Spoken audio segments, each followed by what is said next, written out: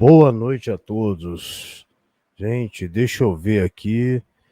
Me dá só um retorno que eu tô vendo aqui que o, o vídeo não tá saindo. Não, vocês dão um retorno aí para mim? Calma aí. Calma aí, gente. Que eu tô vendo que o vídeo não tá ainda.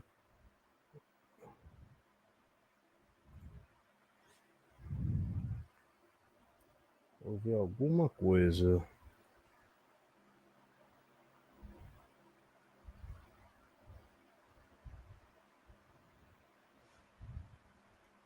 Tem alguma coisa.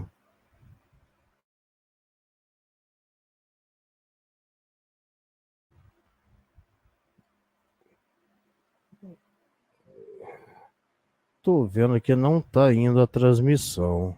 Ah, agora foi. Agora foi a transmissão. Boa noite a todos. Boa noite. Desculpa aí, gente. Teve algum probleminha? Deve ter sido os ETs aí que estão interferindo na live.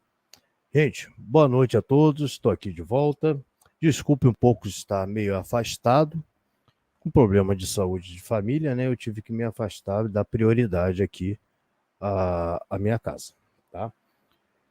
Quero dar uma boa noite aqui rapidinho, tá, gente? Que hoje tá, a live não pode passar de 10 horas, no máximo. Então, vou. E as perguntas, quem quiser fazer as perguntas, pode fazer, mas eu só. O Felipe só vai responder no final da live, que é muita coisa. Só se tiver alguma coisa pertinente ao assunto que está sendo falado no momento, tá? Deixa eu dar uma boa noite aqui pro Leandro, do Garagem Automotiva. A dona Vilma, a caçadora de OVNIs, muito obrigado, dona Vilma. Marcos Silva, uma boa noite, Associação CPEX. Sara Braga, seja bem-vinda, muito obrigado, tá, está aqui. Rafael Monticelli, meu amigo, muito obrigado. Maria do Carmo, uma boa noite também. Você está aqui, muito obrigado. Minha moderadora e membro do canal, muito obrigado, tá? Deixa eu ver mais quem. A minha outra moderadora, Narimã, muito obrigado, está aqui. Uma boa noite. Deixa eu ver mais quem. Eunice Miranda, boa noite, obrigado. Tudo bem com você?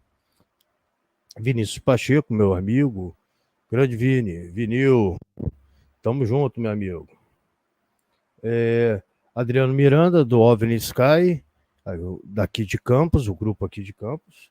Muito obrigado, boa noite. Manipulações ancestrais. Boa noite, seja bem-vindo, tá? Muito obrigado por estar aqui. Deixa eu ver mais quem. Lindelane Faustino, boa noite. Eu acho que eu dei boa noite para todos, tá? Então, gente, vamos começar. Vamos rapidinho, que hoje é corrido, tá? Então, deixa eu botar aqui na tela, tá? Então, primeiro, tá? Felipe Van Pitten. Olha, desculpa, tá? Felipe deve estar me olhando aí, já está me olhando aqui com uma cara. O que você sabe, o meu convidado é chique, gente. Ele é chique, tá? Ó, Felipe Van Pitten, sei lá, eu não tentei, tá? É publicitário, jornalista e artista multimeios, o Manhattan Multimídia. Nascido em 1959, na cidade do Rio de Janeiro. Eu também sou carioca, também. Ah, não, sou campista, fui para o Rio. Fascinado por mistérios, envolveu-se nos estudos de diversos fenômenos anômalos ainda na infância. Aos 14 anos, já coordenava pequenos grupos de estudos em Santos, São Paulo. E aos 16, proferia palestras, olha, 16 anos, proferia palestras públicas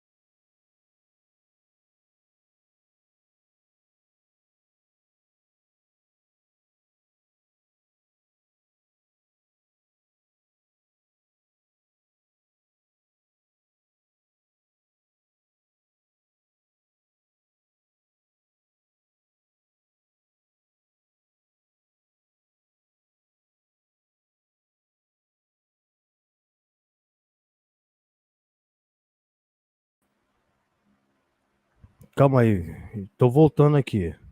Estou voltando. Aconteceu alguma coisa aqui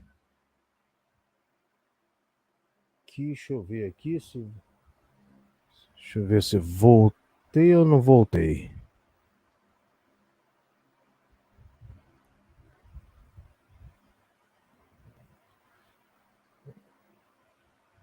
Calma aí, Peter. Eu acho que. Felipe, calma aí que eu estou vendo aqui pela transmissão, tá? Deixa eu ver. Atualizar tudo aqui.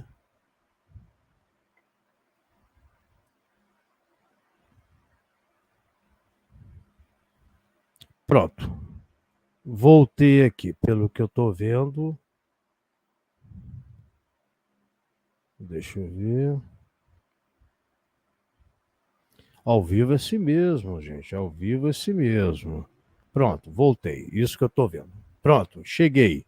Cheguei, desculpa. Eu já falei, tem os ETs aqui querendo me derrubar, mas não tem jeito. Eu sou enjoado, cara. Tá? Então vamos lá. Eu parei aonde, gente?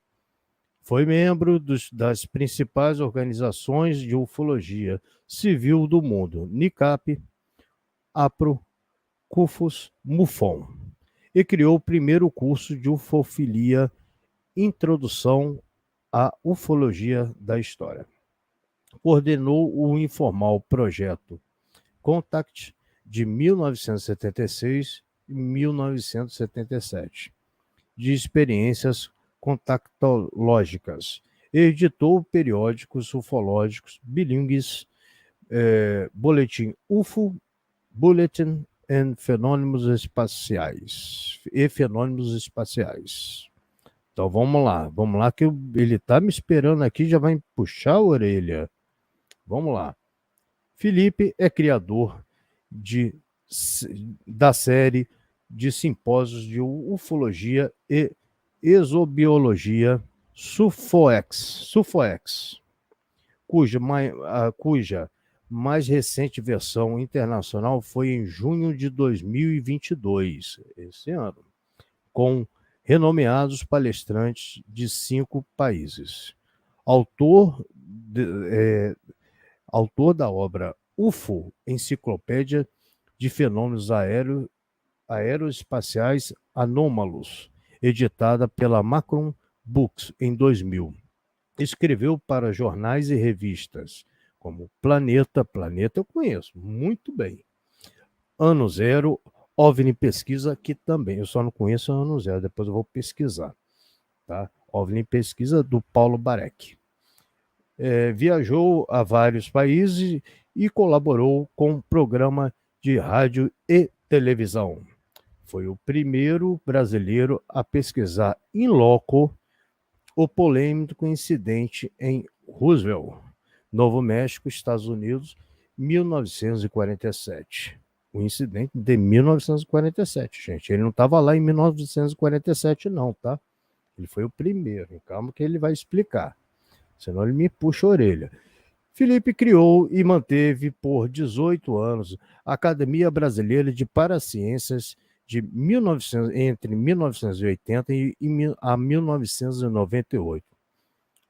Desiludido com a falta de ética no meio, afastou-se por muitos anos da ufologia civil e dedicou-se a estudar silenciosamente a ufologia militar, sendo hoje um dos maiores especialistas do assunto.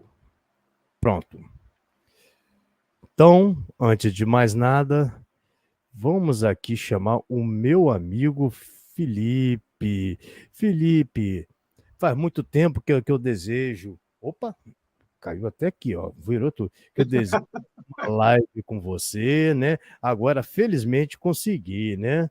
Muito bem, boa noite, Felipe. Obrigado por ter aceito o meu convite.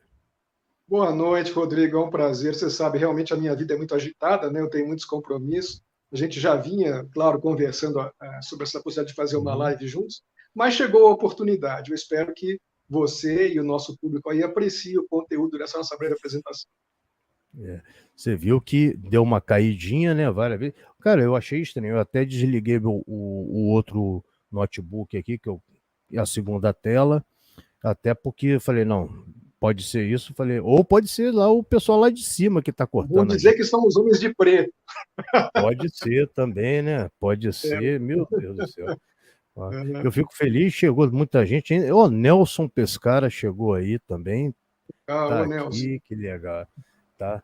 Ô, Felipe, eu já expliquei para o pessoal todo aqui que as perguntas vai ser no final, para não atrapalhar o andamento da sua palestra. Não é uma entrevista, é uma palestra, apesar de ser um bate-papo, né? Tá? Felipe, eu já, pela a introdução que eu li aqui, não sei se falei o nome direito, eu tentei várias vezes, já fiquei escutando o Google a pronúncia do seu nome o dia inteiro para falar certo, mas eu não consegui. Mas tudo bem, tá? Você começou a estudar a ufologia e a parapsicologia ainda na pré-adolescência, né? Foi mesmo, O que te levou a isso? Você também gostava de jogar bola com as outras crianças, tinha uma vida normal? Como que é o negócio? Que eu estou vendo que desde cedo, cara, que com 14, 16 anos já estava tudo envolvido. Me diz aí pra gente. Eu realmente tive uma vida um pouco incomum, né?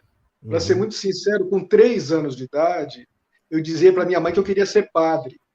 E minha mãe, que não gostava muito disso, falava: Mas você não tem outra coisa para querer ser quando crescer, não? Você quer ser padre? Mas por quê? E eu dizia: Porque eu quero falar com Deus, eu quero conhecer Deus, né? Eu quero conhecer os mistérios das coisas. Minha mãe achava isso uhum, muito estranho, né? Como é que uma criança de 3 anos vai ter a vontade de ser padre, né? Mas a uhum, minha vontade, justamente, era de conhecer os mistérios. Eu sempre fui uma criança muito curiosa e sempre quis saber das coisas, né? Então, assim, eu acho, né, as pessoas acham que eu fui uma criança muito precoce, porque uhum, hoje nós vemos crianças precoces que, por exemplo, tocam piano muito bem, que cantam muito bem, dançam muito bem, e eu não fui nada de bom pianista nem de dançarino, mas eu fui um excelente questionador e um buscador de verdades muito precoce. Então, eu, com 3 anos, já queria saber de muita coisa, e começou ali. Quando eu cheguei aos 12 anos, eu já estava profundamente envolvido com essa curiosidade e buscando respostas, inclusive sobre os lendários discos voadores. E assim eu comecei a me associar a grupos no Brasil, inicialmente. Como eu fui educado numa escola americana, e eu tive a formação em inglês e português, eu tive a sorte de, desde cedo, poder me comunicar com pesquisadores do exterior.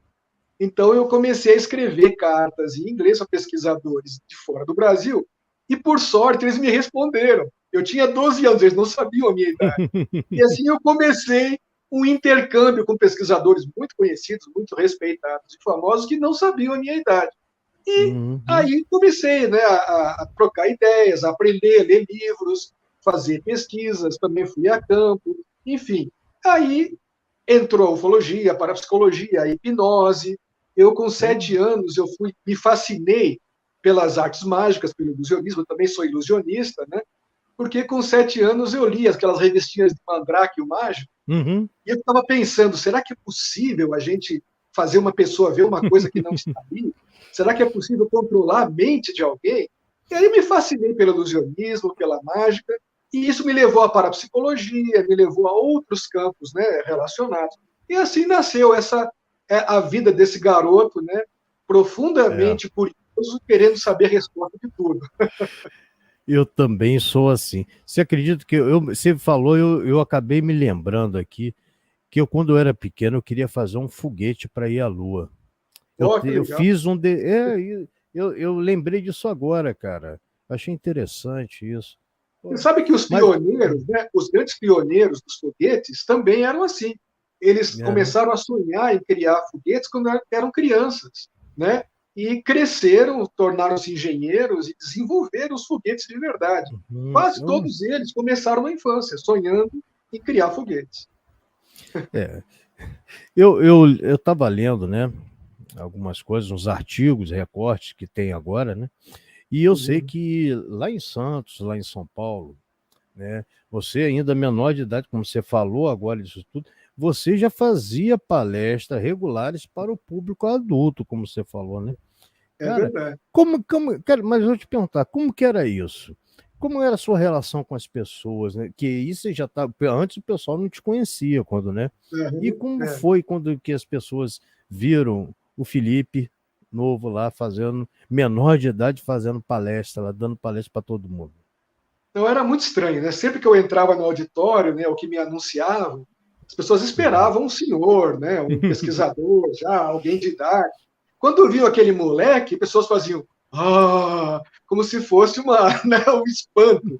Então a reação mais comum era essa, de espanto, de assombro, né? Como se fosse um fenômeno, uma coisa extraordinária. Na verdade, tudo bem, eu era precoce, de fato fui Uhum. muito precoce, mas eu não acho que eu fui tão fenomenal assim quanto as pessoas imaginavam. Mas como eu era muito curioso, você perguntou de futebol, para ser Uhum. muito sincero, a minha atividade, eu gostava muito de brincar, de correr, de pular, subir em árvore, né? Uhum. Isso eu gostava de fazer. Mas as brincadeiras mais conservadoras das crianças da minha idade na época, eu não gostava muito, não. Eu não era muito chegado em futebol, eu gostava de ir para a praia, tomar banho de mar, que eu morava em Santos, né? Uhum. Mas eu Uhum. preferia realmente estar buscando informações nos livros, né? Porque não tinha internet na época, não tinha nada disso. Então a gente tinha que usar livro mesmo, papel, né? Escrever carta, receber cartas, ler revistas. E minha mãe foi minha grande incentivadora. Ela me comprava os livros, as revistas, para que eu pudesse pesquisar e desenvolver, tanto em inglês quanto em português. Eu era um assombro, as pessoas me viam entrar no auditório, era sempre aquele susto, né? Mas eu acho que simplesmente eu tive uma paixão muito cedo e eu simplesmente procurei exercitar essa paixão, né? O que me transformou numa espécie de curiosidade, né, para a imprensa. Os jornais me entrevistavam, Imagino, né, as cara, rádios. imagino. Era uma curiosidade, É. né? Oh, o moleque é um gênio. Não era gênio, coisa nenhuma, mas eu era um cara apaixonado pelo conhecimento, né? E assim Isso, eu ia isso. muito atrás de informação. E informação que os adultos não tinham, né? Os adultos não tinham, então eles ficavam impressionados. Como é que esse garoto sabe tanto de ufologia, tanto de parapsicologia, tanto de hipnose, controle mental? Porque eu era apaixonado por aquilo, assim como outras crianças também precoces se apaixonam por violão, guitarra, piano, dança, Uhum. enfim, cada um no seu quadrado. É. Lá em 76, você fazia muitas experiências, né? Com Sim. contato com OVNIs, né?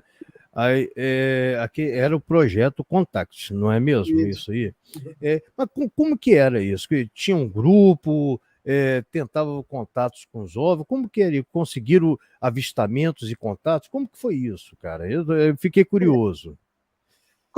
Quando eu comecei a fazer as palestras, mais e Uhum. mais pessoas foram chegando, né, nessas palestras, Uhum. conhecendo o meu trabalho, minha curiosidade, minha vida. Então, as palestras semanais, às vezes, chegava a ter 200 pessoas, né? Era muita gente. E desse grupo, começaram a aparecer aqueles que queriam, de fato, maior aprofundamento nesses meus estudos. Então, nós criamos o projeto Contact, que era uma tentativa de associar Uhum. a psicobiofísica, né, a parapsicologia e a Uhum. ufologia para tentar entender uma coisa que eu ouvia falar. Diziam naquela época, inclusive pesquisadores de outros países, que Uhum. os OVNIs ou eram tripulados por criaturas inteligentes capazes de sintonizar com a nossa mente por vias Uhum. parapsicológicas, ou que esses OVNIs eram em si mesmos criaturas vivas, seres viventes, que tinham essa capacidade de sintonizar com as frequências cerebrais dos seres humanos. Eu fiquei assim, falei, será que isso é verdade? Será que isso não é palhaçada? Então, aí eu peguei e juntei um grupo que variava de 10 a 15 pessoas, e nós íamos para a praia de Tararé, em Santos, por volta de 11h30 da noite, meia-noite, quando estava tranquila a praia, não tinha quase ninguém, era aquela escuridão, né, da noite. Nós Uhum. nos sentávamos ali na areia, com esteiras, e tentávamos estabelecer contato mental, né? A experiência era essa. Vamos ver se alguma coisa, alguém, algo nos escuta e nos responde. Para nossa surpresa, o projeto Contact teve assim um resultado que assustou a todos nós, porque nós conseguimos, de fato, estabelecer uma forma de comunicação com fenômenos luminosos, às vezes esféricos, às vezes discoides, e que pareciam acompanhar as atividades da gente e Uhum. responder às nossas solicitações. Por exemplo, a gente pedia, apareça agora, faça um sinal no céu, o negócio vinha e, pum, fazia um sinal no céu. E nós tivemos muitas experiências assim. Depois eu fiquei sabendo que outros grupos em outros países também faziam algo parecido. Por fim, eu conheci o trabalho de um grande pesquisador chamado Jacques Vallée, e o Jacques Uhum. Vallée começou a desenvolver uma teoria que os OVNIs não eram necessariamente objetos voadores não identificados, não eram necessariamente aviões, artefatos tecnológicos.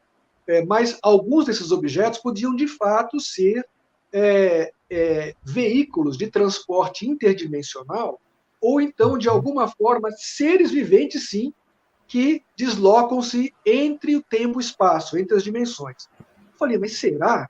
E eu achei interessante porque o Vallée é um cara com uma formação acadêmica muito boa, Uhum. ele é astrônomo, né? É um cara que lidou com informática, ele inclusive participou da criação da internet, foi uma das pessoas que consultou, né, para a Uhum. criação da internet. Enfim, é um ufólogo de ideias muito avançadas, muito arrojadas, criticado por alguns e adorado por Uhum. outros, mas eu Isso, achei isso. fantásticas as ideias do Vallée e falei, olha, então tem mais gente que está pesquisando isso, eu não estou sozinho nessa coisa, né? O projeto Contact, então, teve bons resultados. Nós não tínhamos, infelizmente, recursos financeiros, né? Como a maioria Uhum. dos ufólogos brasileiros não tem, para ter Até hoje. equipamentos sofisticados, né? Mas nós tínhamos E- condições, pois é, nós tínhamos condições de ter pessoas, né? Nós sempre tínhamos céticos no grupo, inclusive, que nos ajudavam a raciocinar se era alguma coisa natural, se era artificial, se era alguma ilusão. Então, sempre tinha pelo menos um cético no grupo. E nós tivemos, rapaz, experiências espetaculares, espetaculares. O resultado disso foi, inclusive, apresentado no primeiro encontro nacional de teses ufológicas, que teve na banca examinadora o Uhum. saudoso professor Flávio Augusto Pereira, Uhum. que foi o pioneiro da ufologia brasileira e foi também o prefaciador do meu livro, o livro que você citou logo na abertura, Uhum. o UFO, né? Enciclopédia dos Fenômenos Enciclopédia. Aeroespaciais Anômalos. Então, o Flávio Uhum. Pereira leu esse trabalho, né? O trabalho não foi classificado, mas ele achou muito interessante essa ligação que eu fiz da psicobiofísica, da parapsicologia com a ufologia.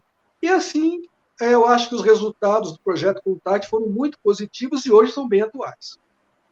Você me lembrou muito que você falou, Jacques Vallée, o primeiro livro que veio na minha cabeça, Passaporte para Magólia, Magólia, né? Magone, Acho que é isso. Magone, Magônia, isso. é isso. Veio na mesma hora aqui. Eu tenho esse livro Uhum. aqui. Muito Foi um sucesso quem dele. é. Ô, Felipe, vou tocar no assunto aqui, vamos ver o que vai dar. Todos sabem que você se afastou do círculo da ufologia, né? Durante um Uhum. tempo da ufologia civil, Sim, por causa de desavenças, sim. com um pequeno grupo que editava periódicos sobre Uhum. OVNIs, né? Sim. Uhum. Afinal, como foi aquela incompatibilidade e por que preferiu se afastar e pesquisar em silêncio? Olha, teve uma série de motivos. Eu vou tentar Uhum, sintetizar, uhum, mas muitos colegas, você inclusive, uhum, sabem a quem eu vou me referir, uhum, mas apareceu no cenário ufológico brasileiro uma pessoa com a qual eu colaborei, inclusive ajudei, né, na produção de periódicos, né, periódicos supostamente ufológicos, uhum, né?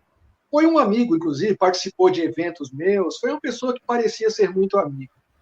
Numa determinada altura, esse indivíduo começou a fazer fama, começou a fazer sucesso, como editor de assuntos ufológicos, e eu comecei a reparar que aquela fidelidade que ele tinha à ufologia, a ideia de estudar a ufologia puramente como ufologia, foi começando a ser deturpada em função de necessidades financeiras.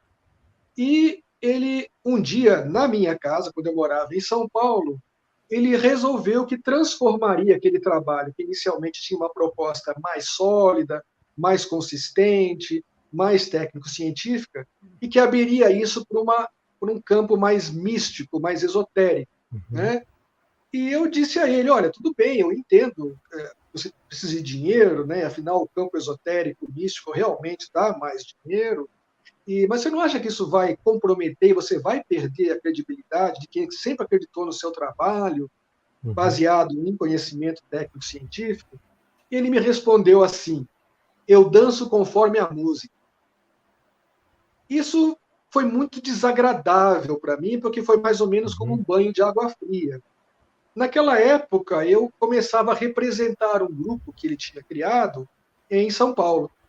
E diante de uma série de coisas que aconteceram, pela ação negativa de colaboradores que tinham uma visão muito exagerada, esotérica, muito exagerada, que distorcia a ufologia, inclusive, eu falei, olha, eu não concordo com isso, eu estou saindo, não quero mais representar a sua atividade em São Paulo, eu não quero mais. Isso foi suficiente para aquele cidadão ficar com uma raiva assim incontida, né, de mim, e começou a me caluniar, começou a falar mal, começou a distorcer coisas. Chegou a dizer, por exemplo, que no projeto Contact, que eu teria dito que eu fiz contato com OVNIs e o mar secou a minha volta. Eu nunca disse isso. Mas ele começou a espalhar que eu fui expulso da MUFON porque eu estava ganhando dinheiro com a MUFON. Enfim, fez tanta bobagem, falou tanta bobagem. E eu fiquei muito magoado com isso, porque achei isso muito baixo, muito antiético, muito sujo. E depois eu vi que outros colegas também tiveram sérias decepções com esse indivíduo, né? Resolvi, então, falar, bom, já que esse cidadão ele detém, né, tanta simpatia de um grupo tão grande de pessoas, com as quais eu não concordo, eu estava realizando na época meu quarto SUFOEX, quarto simpósio de ufologia e exobiologia, com a presença do fundador da MUFON nos Estados Unidos, o senhor Walter Andrews, que veio ao Brasil para participar do nosso evento e me nomeou como diretor nacional da MUFON no Brasil. Esse cidadão fez tanta sujeira, que acabou forçando o meu afastamento da entidade. Foi até bom, para falar a verdade, foi até positivo, porque a MUFON, no meu entender, perdeu também muito credibilidade nos últimos anos. Mas naquela época eu fiquei muito magoado. Então eu falei, olha, quer saber de uma coisa? Já que essa politicagem suja está acontecendo, eu não quero participar disso, estou fora disso, não preciso desses periódicos para continuar meu trabalho, minha pesquisa. Minha mãe era funcionária pública federal, era muito bem remunerada e ela me ajudava no meu trabalho, me ajudava a viajar, a pesquisar, a levantar as informações. Então eu falei, eu estou fora, não vou fazer mais, não quero mais saber e me afastei de todo mundo. Por outro lado, comecei a me aproximar da ufologia militar. E foi a melhor coisa que eu fiz na minha vida. Porque, nossa, eu só lamentei não ter feito isso antes. Deixa eu te perguntar, eu vou até fazer um comentário, tá, sobre isso que você falou, tá? É, você falou que teve desavença, eu também tive, eu acho uma coisa muito desagradável. Eu estava até comentando em off com você, né, um pouco, eu comecei o meu canal como hobby. Depois eu tentei fazer uma coisa melhor para todos, e eu percebi que quando a gente tenta fazer uma coisa melhor para os outros, é tanta gente, eu acho, não sei se é inveja, alguma coisa, você acaba até entrando em depressão às vezes, É verdade. tem um negócio chamado de síndrome de Borderline, sei lá, um negócio desse aí que os youtubers falam que dá. Eu acho que eu passei por isso. Eu tive uns probleminha, o pessoal sabe, mas tô aqui com volta por cima, isso que importa, tá? Mas aí eu vejo tanta gente, cara, querendo, e a gente tá tudo no mesmo barco, né, cara? Querendo ver o estudo do fenômeno UFO. E eu deixei um pouco também. Aí eu falei, quer saber de uma coisa? Eu vou voltar a fazer meu canal do jeito que eu fazia. Sem preocupação, vou fazer como hobby para todo mundo. Claro, eu preciso ter conta para pagar, como todo mundo tem, né? Claro. O canal para ficar hoje, para estar aqui, eu tenho que pagar o canal, mas é isso, cara. É tanta gente, né? Eu acho que é um olho grande, sei lá o que é isso, né? Só sei de uma coisa. Vou tocando o meu trabalho sozinho também, e assim a gente vai, né? Eu acho que é Sim. melhor. E voltando, você falou em ufologia militar. Como foi esse mergulho nessa hermética da ufologia militar? Os militares, de um certo modo, de um modo geral, vamos dizer assim, não falam sobre OVNIs. não admitem que, Uhum. que pesquise o assunto, que nunca se abre para pesquisadores civis. Então, Uhum. essas coisas mais, né? Como foi isso? Como que é isso? Eles Na não se abrem, verdade, como que é?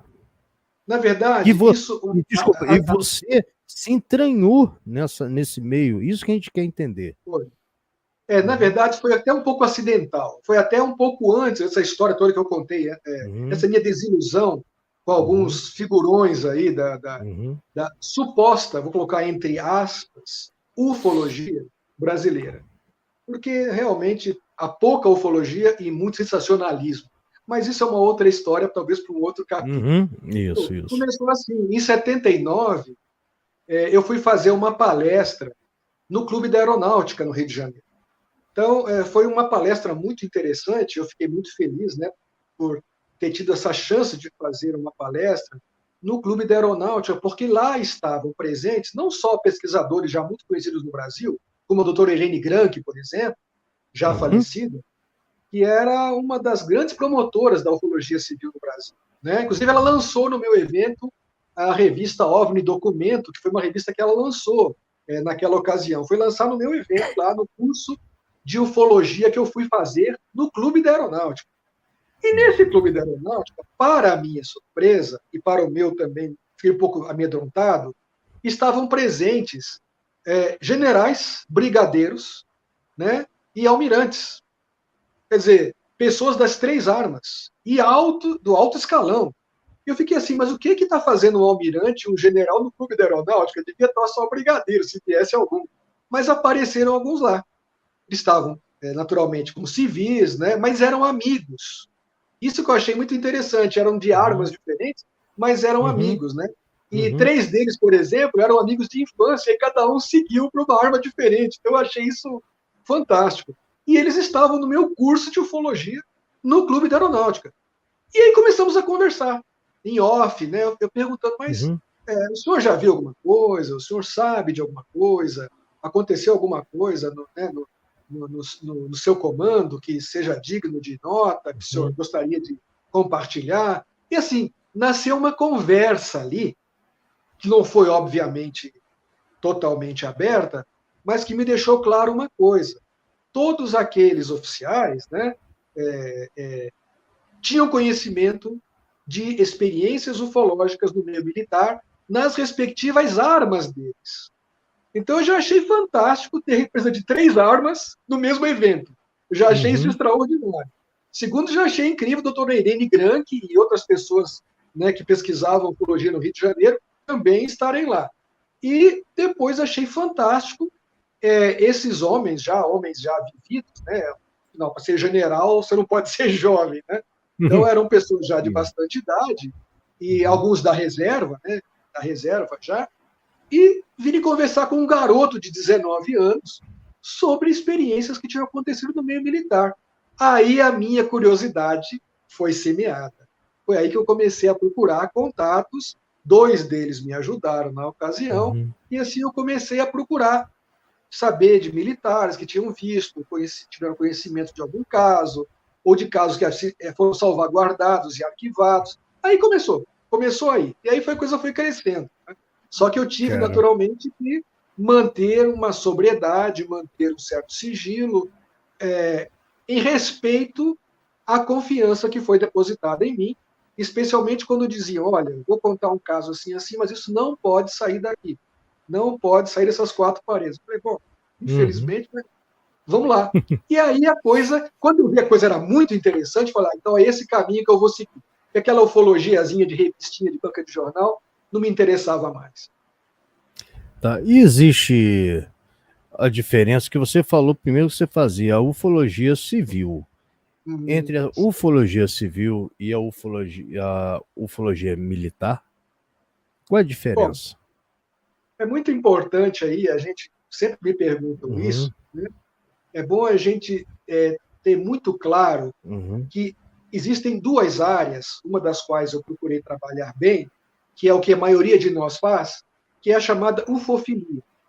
uhum, O que é a ufofilia? A ufofilia é a ufologia de base, na verdade. Entendeu? É aquele trabalho de base. Então você vai, entrevista pessoas, junta recorte de jornal, junta fotografias, gravações, coleciona relatos, arquiva, cataloga.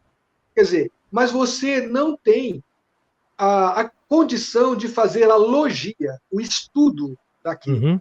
Você junta informação, junta material, o que é muito importante para a ufologia, né? Existem, inclusive, pesquisadores que são especializados nisso, né? Colecionar recortes de jornal, de Uhum. revistas, filmes e Isso tal, mesmo. o que é muito importante, tá? Não vamos Uhum. tirar o mérito de quem faz isso, mas isso não é ufologia, isso é ufofilia, que é o que eu fiz a maior parte da minha vida e que é o que a maioria dos chamados ufólogos fazem. Eles não fazem ufologia. Por que não fazem O estudo. ufologia? Porque a logia é um estudo. Isso envolve dinheiro, Uhum. equipamentos, intercâmbios, né? Trocas de informação com especialistas, por exemplo, em fotografia, em análises químicas. Quer dizer, você tem que ter uma rede, tempo disponível, né? Colegas que possam colaborar e ajudar no levantamento das informações. Então, isso é muito difícil, especialmente em países pobres de terceiro mundo ou desenvolvimento, como o Brasil, né? Que é difícil você ter um ufólogo rico.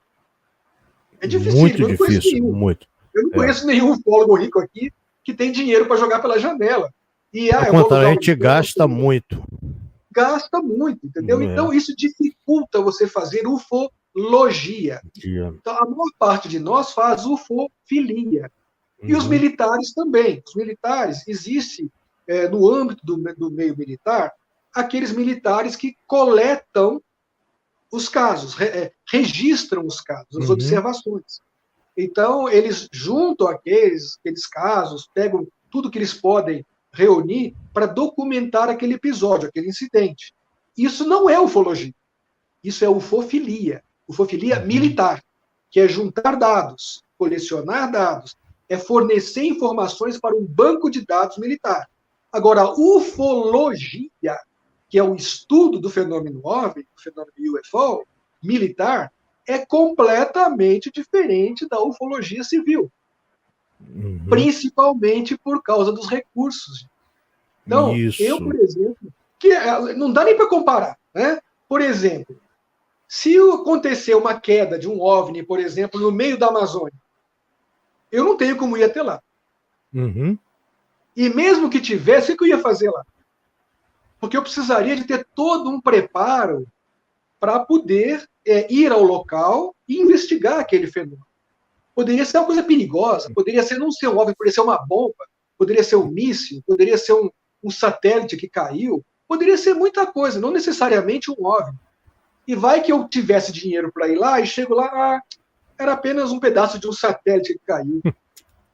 Gastei Entendi. dinheiro, gastei É. tempo, gastei recursos, gastei não sei o quê, para chegar lá ver um pedaço de lata de satélite. Então, nós que fazemos ufofilia com amorosidade, com dedicação, temos dificuldade de fazer ufologia. Já Uhum. os militares têm intercâmbios, equipamentos, armamento, tecnologia, eles têm contatos com universidades, com laboratórios civis e militares, têm contatos internacionais com os ufólogos militares de outros países e, acima de tudo, tem dinheiro. Então, se Isso. cair alguma coisa na Amazônia, eu garanto a você, se for uma coisa de interesse da investigação militar, em minutos, eu digo minutos, tem Uhum. helicópteros lá. Vão Eu ter tenho helicópteros certeza lá, disso. vão ter equipes de investigação Uhum. lá, em minutos. Não vai ser dias, não. Vai ser em minutos. Então, a ufologia militar tem muitas vantagens em relação, e a ufofilia também, em relação à ufologia e ufofilia civil. Muitas vantagens. Quando esses sujeitos aí, tipo esse sujeito que eu falei, que é um editor de revistas, Uhum. fala, os militares sabem a mesma coisa do que nós, eles têm o mesmo conhecimento que nós. Isso é brincadeira. Isso aí Uhum. é bobagem. Né? Agora, é claro, as pessoas, por exemplo, outro dia, numa palestra minha, um rapaz me perguntou: olha, eu sou filho de general, né, e o meu tio é major. Nenhum deles soube de nada sobre ufologia no meio militar. Nenhum deles também viu nada.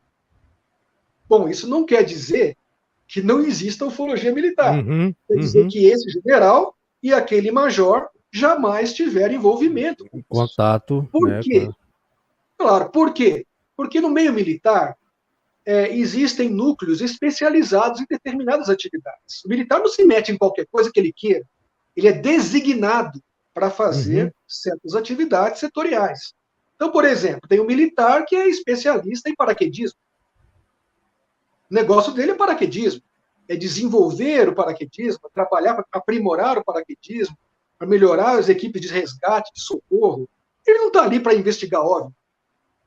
Então, as Forças Armadas não têm que fornecer para esse militar paraquedista informações secretas É ou claro. confidenciais sobre ufologia. Não é da conta dele. Né? E tem muitos generais, brigadeiros e almirantes que, de fato, não sabem nada sobre ufologia. Mas também tem outros que sabem, e muito, Muito. muito mesmo. Isso Então, mesmo. as pessoas falam assim, mas qual é a vantagem de manter esse segredo entre eles? Não é que é segredo entre eles. É como eu falei, a atividade militar é setorializada. Então, um determinado general, por exemplo, ele tem como desígnio cuidar de determinados assuntos que não tem nada a ver com ufologia.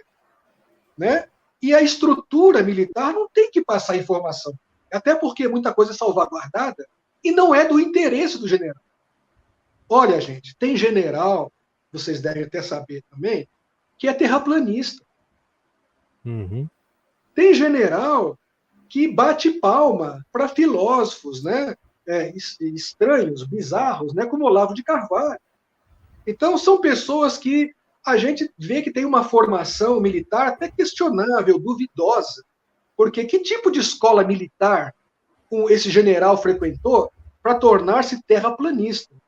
Ou ele não frequentou nada e não sabe nada, é uma farsa, ou então acontece uma coisa que a gente vê também em alguns países pobres, que eu acho lamentável, que é a evolução hierárquica no meio militar, não por conhecimento, não por mérito, não por capacitação de Uhum. controle do que se passa no universo militar, mas por tempo de serviço.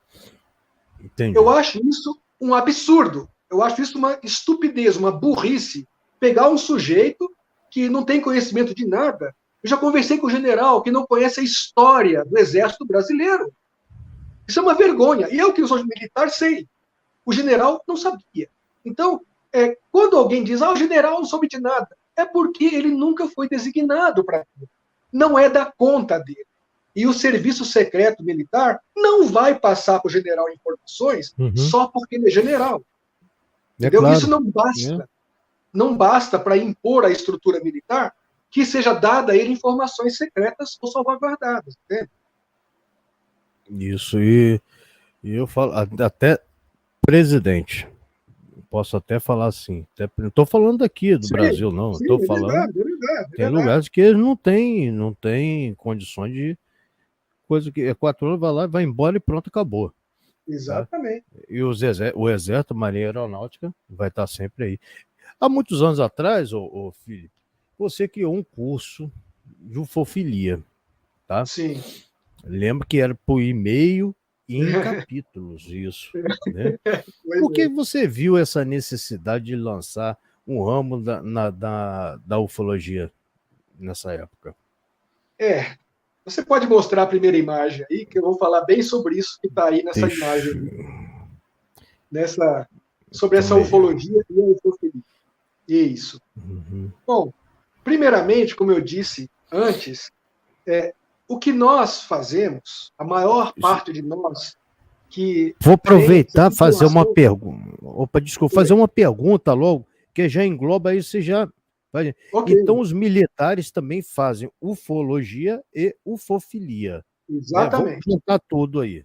exatamente. Desculpa te cortar, tá? Não, beleza, isso foi muito bom você enfatizar isso. Uhum. Então, é aí que a gente tem que entender que não é porque, pelo fato do indivíduo ser militar, que ele sabe tudo de ufologia. Às vezes ele não Uhum. sabe nada, nem de ufologia civil, nem de militar. Porque a vida da carreira militar dele, ele nunca fez nada associado a isso. Então ele não tem obrigação de saber. Aí ele vai dizer para você: olha, nunca vi nada, não sei de nada, não conheço ninguém que mexe com isso, e eu acho que isso nem existe lá dentro. Porque ele nunca esteve envolvido com nada que tivesse relação com fenômenos aéreos ou aeroespaciais anômalos, né? Então, o que acontece? Eu reparei que existem pessoas no mundo que fazem ufologia mesmo. O que é isso? Fazem aquela logia, aquele estudo. Ou seja, eles vão ao local, não apenas entrevistam pessoas, não apenas tiram foto de testemunhas ou reproduzem fotos daquilo que elas fotografaram em algum momento. Isso não é ufologia. Isso é documentação. Não é ufologia. Isso é documentação de ufofilia, né? A ufologia, ela se aprofunda. Então, ela quer saber, fotografou isso? Vamos procurar saber o que era. Isso envolve uma pesquisa imensa, porque você tem que saber rotas aéreas, o posicionamento dos astros, você tem que saber, enfim, são um monte de coisas que podem inferir sobre essa aparente observação de um OVNI. Eu vi, então, que muito pouca gente no mundo tem conhecimento técnico-científico, formação, dinheiro, né, recursos humanos, enfim, para fazer a logia, o estudo mesmo profundo da coisa. Só o que faz é juntar informação. E reparei que nos países pobres, principalmente, essa ufofilia era muito ruim. Muito ruim. Por exemplo, gente que não sabia como catalogar uma informação, gente que não sabia, por exemplo, como mencionar uma bibliografia. E eu resolvi, então, adaptar a metodologia científica, que é usada academicamente, à ufofilia. Ou seja, vamos aprender como que a gente menciona uma bibliografia num trabalho. Vamos aprender como que a gente monta um artigo científico. Vamos aprender como que a gente cataloga fotos, filmes, como que a gente rotula livros, como codifica livros, como que a gente rotula as pesquisas, como é que organiza isso por data, por local, enfim. A ufofilia faz isso, né? E ela é muito importante para a ufologia, porque ela tem um banco de dados de referência que é muito importante para a ufologia civil e militar. Então eu resolvi fazer um curso de ufofilia, porque eu reparei que a minha ufofilia e a da maioria das pessoas que se diziam ufólogos, mas não eram ufófilos que nem eu, era muito ruim. Era simplesmente juntar material, juntar foto, juntar recorte, juntar revista, livro, e pronto, eu sou ufólogo. Não, você não é ufólogo. Você faz um trabalho muito bom, mas você é ufofilista. Você não é um técnico científico que faz pesquisa aprofundada do fenômeno. Então foi por isso que eu resolvi, então, criar esse curso. Felizmente, na época, teve um resultado interessante. Nós pretendemos aperfeiçoar e relançar esse curso agora adaptado à realidade moderna, porque na época não tinha internet, nós só tínhamos e-mail, e mal e porcamente, né? Mas agora a gente pode fazer uma coisa bem melhor. Eu lembro, por telefone ainda. Gente, vamos dar um minutinho só para o Felipe tomar uma água. Enquanto isso, gente, eu quero falar para vocês que tem um canal do Felipe, tá aqui na descrição da live. Então, depois que acabar a live, tá? Vocês vão lá e vão no canal dele, se inscrevam lá, tá? Que tá tudo aí, tá tudo direitinho, o link direitinho, tá? Depois eu vou mostrar o canal e aproveitando, deixa eu também fazer o meu comercial um pouquinho, enquanto a gente descansa a garganta. Calma aí. Inscreva-se no canal Território Oculto do Rodrigo Cunha, aperte o sininho para não perder os próximos conteúdos e deixe seu like. Entre para o clube de membros do canal e receba os benefícios exclusivos para membros. Fazendo seu superchat, suas mensagens terão prioridades e ajudará o canal. Você também pode fazer uma doação pelo Pix. O Rodrigo Cunha está colocando agora a chave Pix na tela ou pelo Live Pix. Você estará fazendo parte do grupo de apoiadores do canal, ajudando assim manter o canal ativo com a aquisição de novos equipamentos e despesas do canal. Você também encontra o LivePix, Pix e conta corrente na descrição da live. Muito obrigado pela sua atenção e ajuda. Isso aí é uma inteligência artificial, você sabia? Eu que fiz aí. Legal. E aproveitando, vou botar agora do YouTube aqui para eu poder ganhar um comercial. Aham. Tá passando o comercial para alguns, tá? Vai chegar para alguns o comercial ao vivo para as pessoas, tá? Então é isso, eu fiz isso aí para ver se o pessoal se ajuda, né? Aproveitando, quem puder, tá aqui, ó. Faça parte do grupo de apoiadores do canal. A chave Pix está aqui, tá? Isso vai ser muito bom para o canal crescer e poder pagar as suas continhas, tá? E quem quiser fazer um superchat, o superchat está aberto durante a live e depois da live tem o valeu demais, tá bom, gente? E voltando agora aqui, tá? Tem perguntas aqui, tá? Eu já vi aqui, Nelson, eu vou fazer a pergunta, já está separado aqui. Lá para o final a gente nós vamos responder isso tudo. Mas voltando ao assunto, tá? Deixa só que eu antes. Os militares têm a convicção, o Felipe, que. Deixa eu ver, tá aqui aberto. Que a Põe a realidade do tela 4. fenômeno. Põe a tela 4. Uhum. Deixa eu botar aqui. Pronto. Tá Isso, aqui. porque é só para complementar o que eu estava falando, né? Muitas vezes me perguntam sobre a questão da ufologia militar e como que eu defino, então, esse trabalho. Ah, tá, desculpa. Vocês estão vendo aí algumas logomarcas, né, de várias entidades, né, ligadas ou não às Forças Armadas, de diferentes países. Todos esses que estão aí representados, existem outros, muitos outros mais, né, são grupos que, de alguma maneira, estão profundamente envolvidos em algum tipo de investigação ufológica. Lógica, logia mesmo, estudo do fenômeno. Então, eu defini, né, para poder entender o que é esse grupo, o que essas atividades são, como elas são feitas por os militares e por órgãos também que são civil-militares, são mesclados, né? Eu escrevi, então, essa definição que vocês estão vendo aí. Ufologia é uma especialidade técnico-científica, multidisciplinar, que objetiva estudar a natureza e a origem do fenômeno objeto voador não identificado, OVNI, que desde a remota antiguidade é observado transitando na atmosfera com maleabilidade de deslocamento entre os meios aéreo, aquático e aeroespacial. Então, isso aí sintetiza mais ou menos o que esses grupos militares ou civil-militares fazem no que diz respeito à ufologia, que é o estudo, né? Isso, então, lógico, é uma atividade bastante complexa, como a gente falou no começo, demanda pessoal, recursos financeiros, tecnológicos, intercâmbios no meio acadêmico, que são bastante profundos e geralmente sigilosos, né?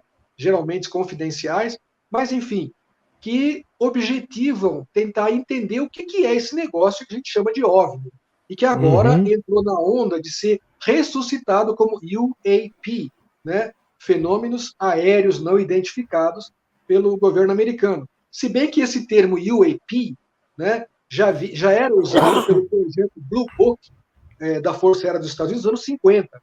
Então, essa terminologia não é nova, como muita gente pensa. Ela já era usada nos anos 50. Só que não pegou. O que pegou foi UFO e ficou OVNI mesmo e tal. Mas vocês estão vendo aí, por exemplo, no centro dessas logomarcas, lá em cima, a logo da NORAD. A NORAD é uma organização feita por canadenses e americanos que objetiva, entre outras coisas, o monitoramento aeroespacial.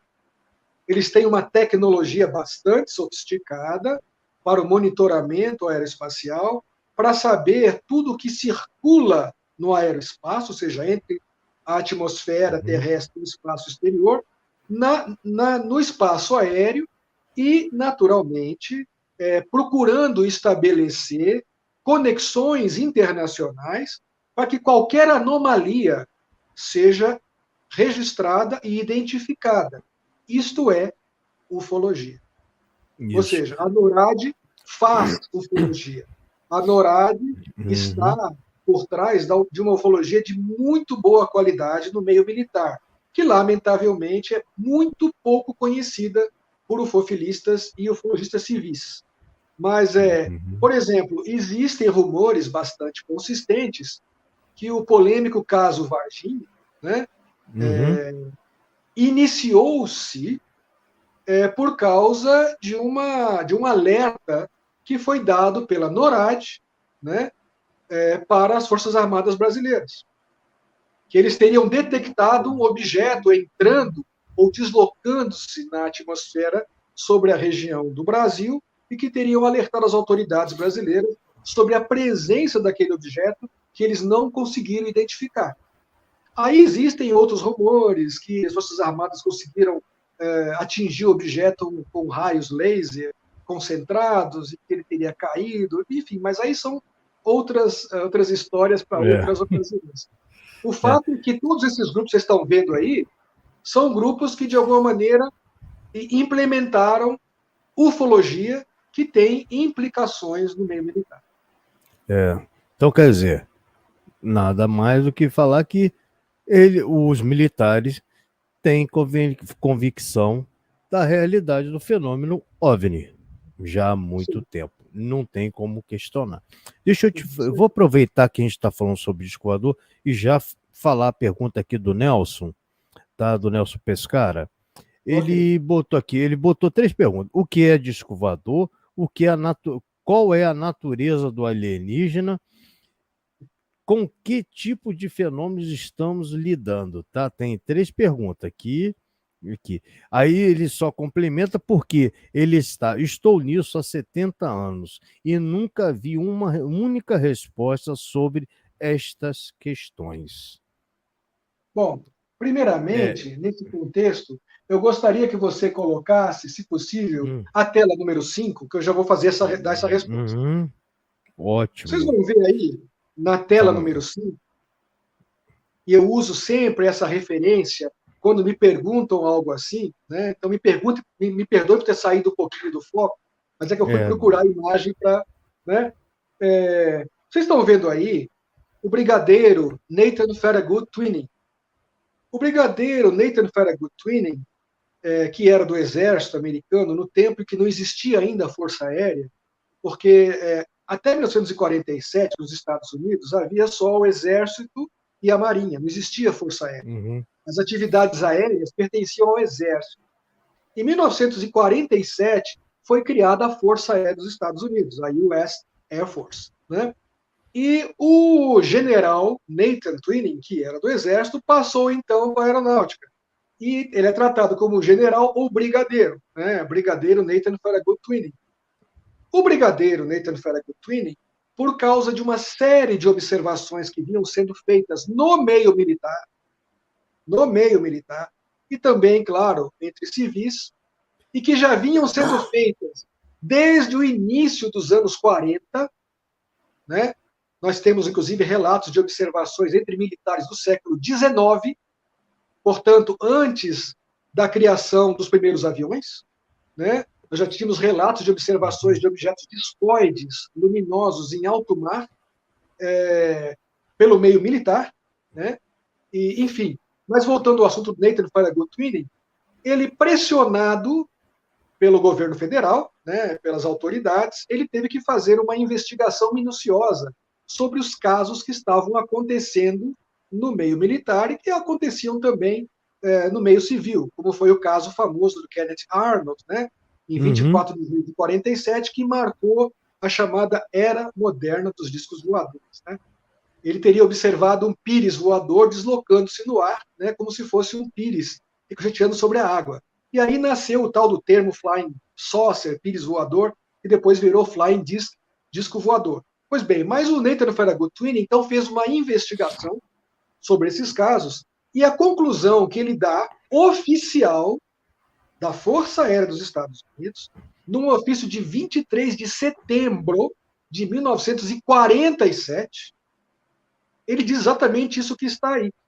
O fenômeno relatado é algo real e não visionário ou fictício.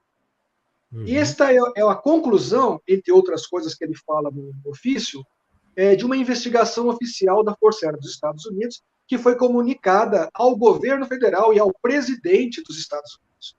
Então, essa referência do brigadeiro é muito importante, até porque ele era o comandante do Comando de Material Aéreo, que fazia investigações sobre acidentes, incidentes aéreos e outras coisas. E talvez até provavelmente sobre o lendário caso Roswell, sobre o qual falaremos mais para frente. Então, já desde 1947, no meio militar, a realidade desse fenômeno está consolidada. Eu me refiro geralmente aos casos norte-americanos, porque os norte-americanos eles tiveram muitos pioneirismos no âmbito da ufologia e também da ufofilia. Todos os países do mundo, o meio militar tem algum tipo de atividade ufológica, até por questão de monitoramento de espaço aéreo e segurança nacional. Mas o que é que eles denominam objeto voador não identificado? Né? Você pode pôr a outra imagem, por gentileza? Tá. Então quer dizer que eu vou responder ao cara já. A ufologia, então, ficou claro que a ufologia, tá, nasceu no meio militar. Isso. Na próxima imagem eu vou responder isso. Vamos lá. Aqui. Então, em 1952, esse aí que vocês estão vendo é o capitão Edward James Ruppelt, que ele foi o diretor do projeto Livro Azul, projeto Blue Book. E ele criou, naquela época, o termo UFO, Unidentified Flying Object, objeto voador não identificado. Isso foi criado pela Força Aérea dos Estados Unidos. E assim, isso foi a raiz da ufologia. Por isso costumo dizer que a ufologia nasceu no meio militar. O termo UFO nasceu no meio militar. E as atividades mais preponderantes que confirmaram a realidade do fenômeno vieram do meio militar. Portanto, nós devemos praticamente tudo do surgimento da ufologia ao meio militar. E pouca gente reconhece isso, mas é uma realidade que nós temos que considerar porque ela é factual e é documentada. Pois bem, por que ele criou esse termo UFO? Porque aquela terminologia flying saucer, pires voador, ou flying disc, disco voador, era imprecisa. Os objetos que estavam sendo observados, deslocando-se no espaço aéreo ou no aeroespaço, nem sempre eram discoides, nem sempre tinham o formato de pires, né, como disse o Kenneth Arnold, mas eram esféricos, cilíndricos, circulares, enfim, tinham diferentes formatos. Então ele criou o termo UFO para poder abraçar essa imensa diferenciação de configurações, bem como de características de comportamento desse fenômeno no espaço aéreo. Porque se alguns pareciam objetos voadores, pareciam, vamos dizer assim, naves, outros não pareciam objetos, eram tênues, eram praticamente diáfanos, mas eram detectados por radares militares, mesmo sendo diáfanos. Então, a questão ficou, mas que coisa é essa? Que negócio é esse? O que pode ser diáfano, ser detectado por um radar, de repente desaparecer em pleno ar, ou voltar a reaparecer em pleno ar, ou sumir do scope do radar, né, das telas do radar, e reaparecer sem mais nem menos? Que coisa é essa? Tudo isso entrava, então, nessa categoria de UFO, objeto voador não identificado. O que é disco voador? Pergunta o nosso amigo Nelson Pescara. É, portanto, uma das formas que abarca a categoria dos objetos voadores não identificados. Alguns desses discos voadores, seguramente, poderiam ter sido aeronaves experimentais, poderiam ter sido protótipos secretos militares, com certeza. O problema é que outros, discoides ou não, com certeza não eram. Não eram militares, não eram artefatos provenientes dos países com os quais os Estados Unidos podiam ter algum atrito, alguma divergência de ordem política e militar. Então, aí criou-se um enigma que persiste até agora e retorna agora no governo americano, no Pentágono, no Congresso, no Senado, agora também no Canadá e em outros países, sob a denominação que já era usada pelo livro azul, pelo Blue Book, que é UAP, Fenômeno Aéreo Não Identificado. Tira-se o objeto, porque muitos fenômenos não são objetos. Eles não parecem ser coisas materiais, concretas. Parecem ser coisas muito tênues e não se sabe exatamente o que é.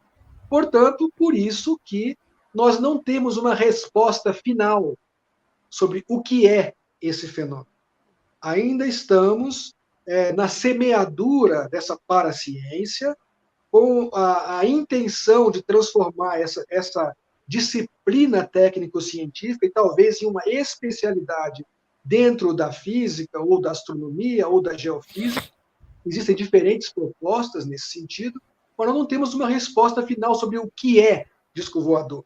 Alguns falam que podem ser naves tripuladas, outros falam que podem ser naves não tripuladas, remotamente controladas.